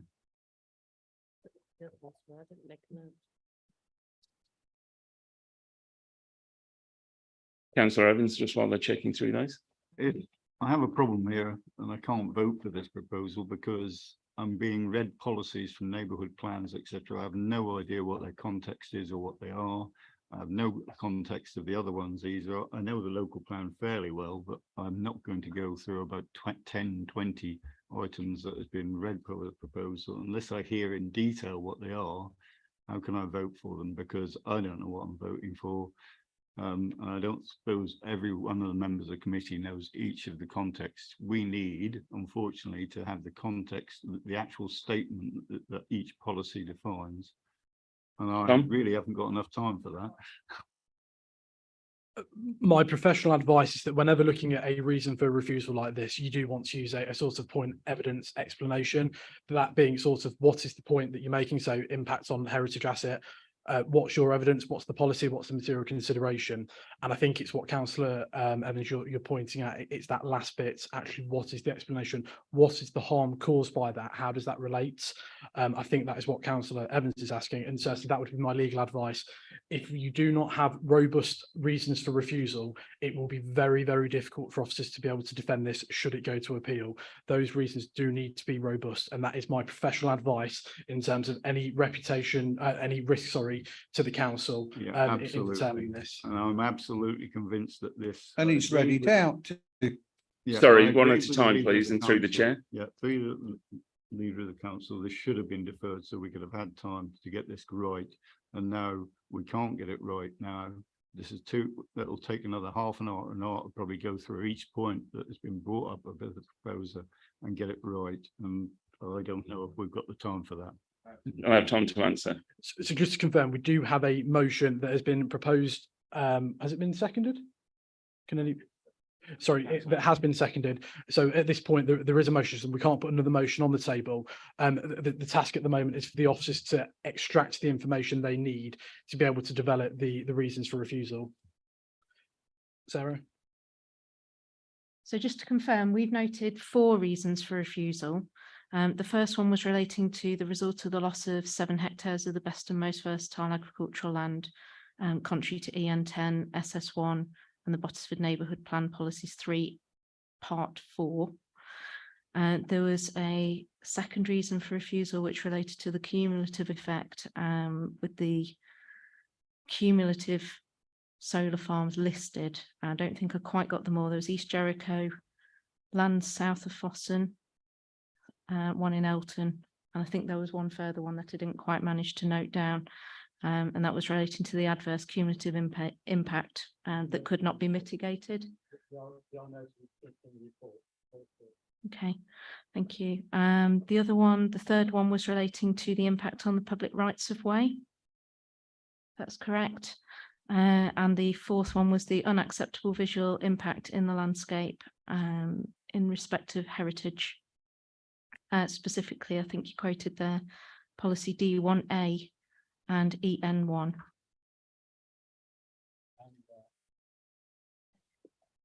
And EN13, apologies.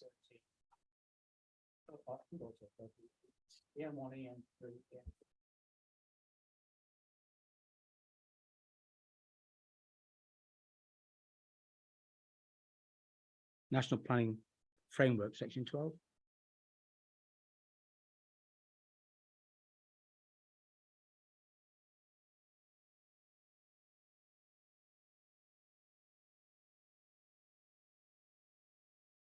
You're content that that's got those there.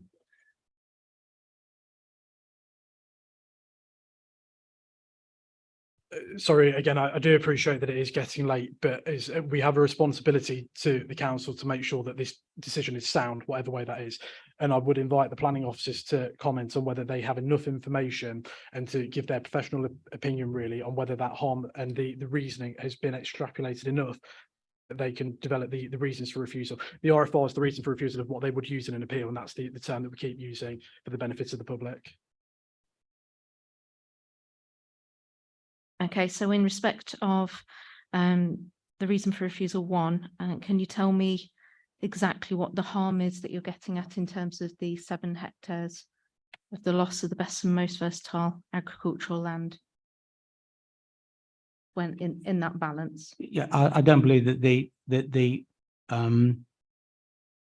case to include it has been substantiated. I think it's just been put in there because it makes the whole of the site work.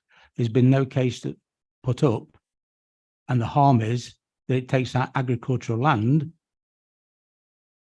from the Vale, which could be used more productively than grazing sheep.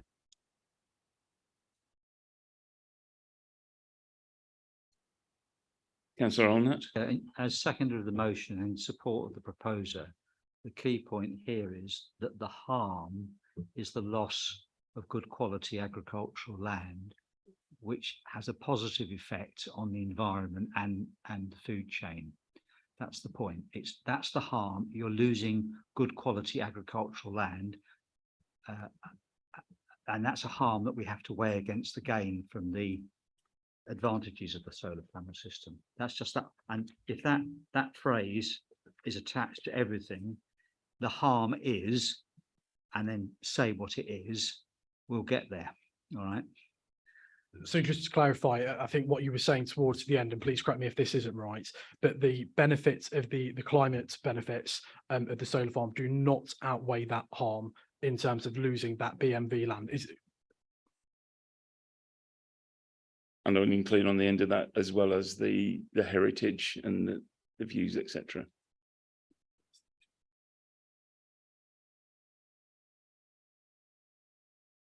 So the next one was the cumulative impact, then followed by the impact on the public rights of way, and then the unacceptable visual impact on the landscape and heritage, which was not mitigated. And so the harm of the cumulative impact is that we are accumulating a swathe of solar panels, which is having a disproportionate effect on everything else around it. If it was just the one, we'd be all right, so to speak. So the harm is the cumulative effect of several sites of this nature in a small area. And I think Jim specified the percentage, didn't you? You said it was 10% of an area. So that's the harm. It's a disproportionate effect. So we would say that's the harm, which is to be counterbalanced with the benefits when we get to the end of the list. Thank you. Anything more from the officers? Any more clarification? It's the same question just regarding the public rights of way in respect of the harm.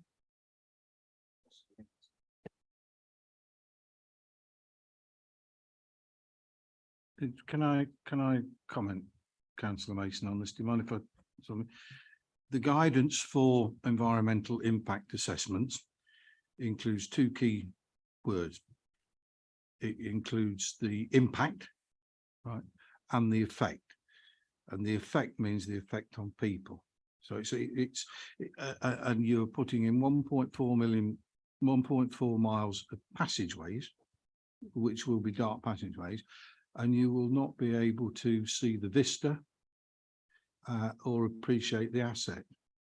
There's a significant impact on a large number of people, not just a few locals. So it's impact and effect. And that's the harm. Officers, are you satisfied?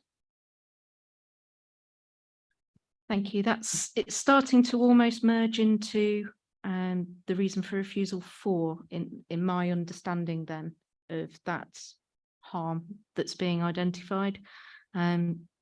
Reason 4 being unacceptable visual impact in the heritage not being mitigated, or does that still stand as a separate reason for refusal to the? It's two issues: the setting and appreciation are two key words used by Historic England and other bodies like the Campaign for Protection. So it is damaging to the setting, and you have, to be fair, you've got the setting detailed in your landscape assessments and your local plan. The setting and the appreciation of it, where you can't see it,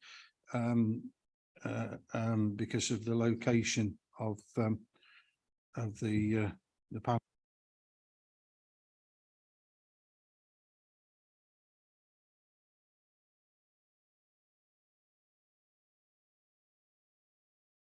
Officers happy? In that case, I would like to put sorry, Councillor Gancy. When you read out the number of policies that sort of I had my colleague quoted, did you have policy EN10 in there? Because that's one you did. Okay, I must have missed that. Thank you. Thank.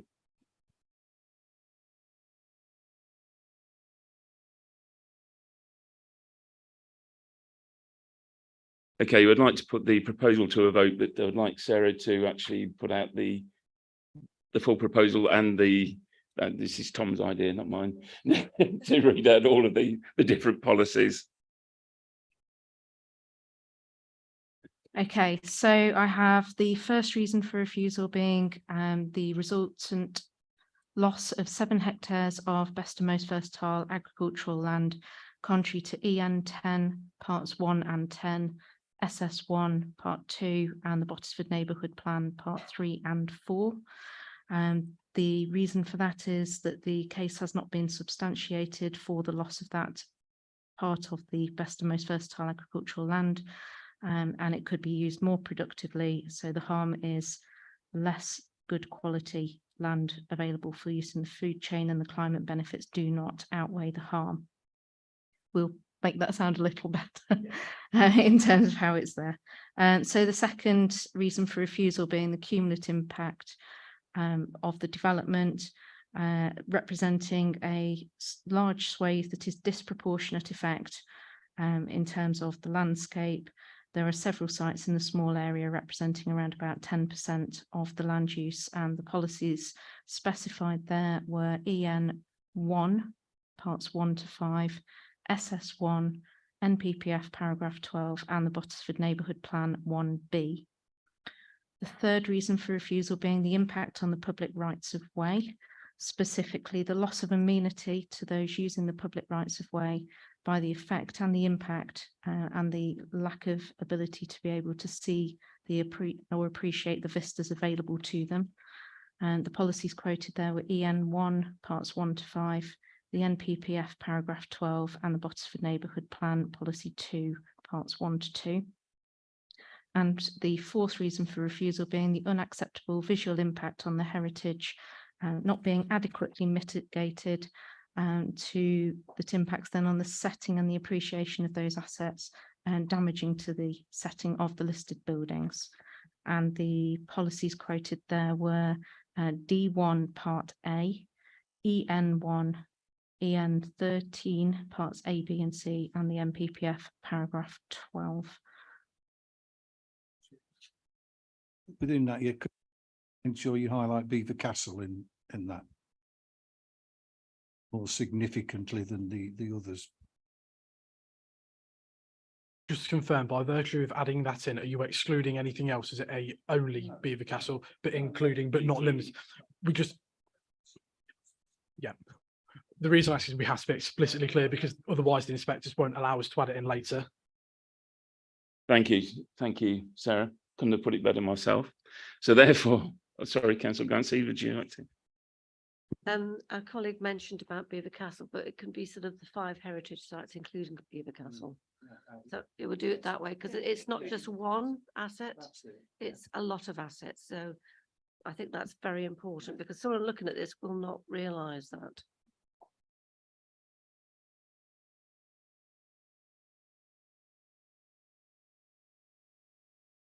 Just need to adjourn for 1 minute.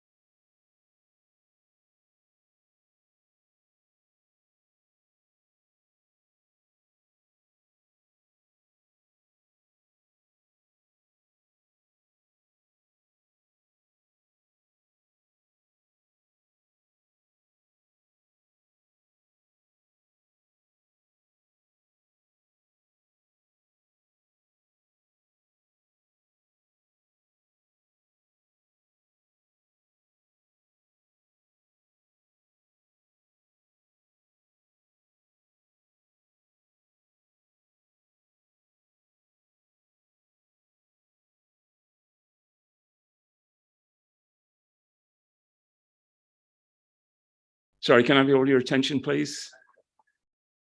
Yeah. Unfortunately, due to a medical emergency, we're going to have to actually suspend the meeting at this time. Adjourn the meeting at this time and come back at a future date. Thank you for one of the strangest meetings and that I've held. But as I said, this is an unfortunate circumstance and we just have to come back again. Thank you for all your time and especially thanks for everything. So people could leave through the rear door, please. Thank you very much. Just one question on process before we do kind of disband, Chair, if you don't mind. If the date for the kind of reassembly of us as a committee is such that people who are here tonight can't make it, what's the process then? Because substitutes won't know what's gone on, so won't be able to vote. I can assume that as long as we have a quorum of members that were here, that we can actually carry that forward.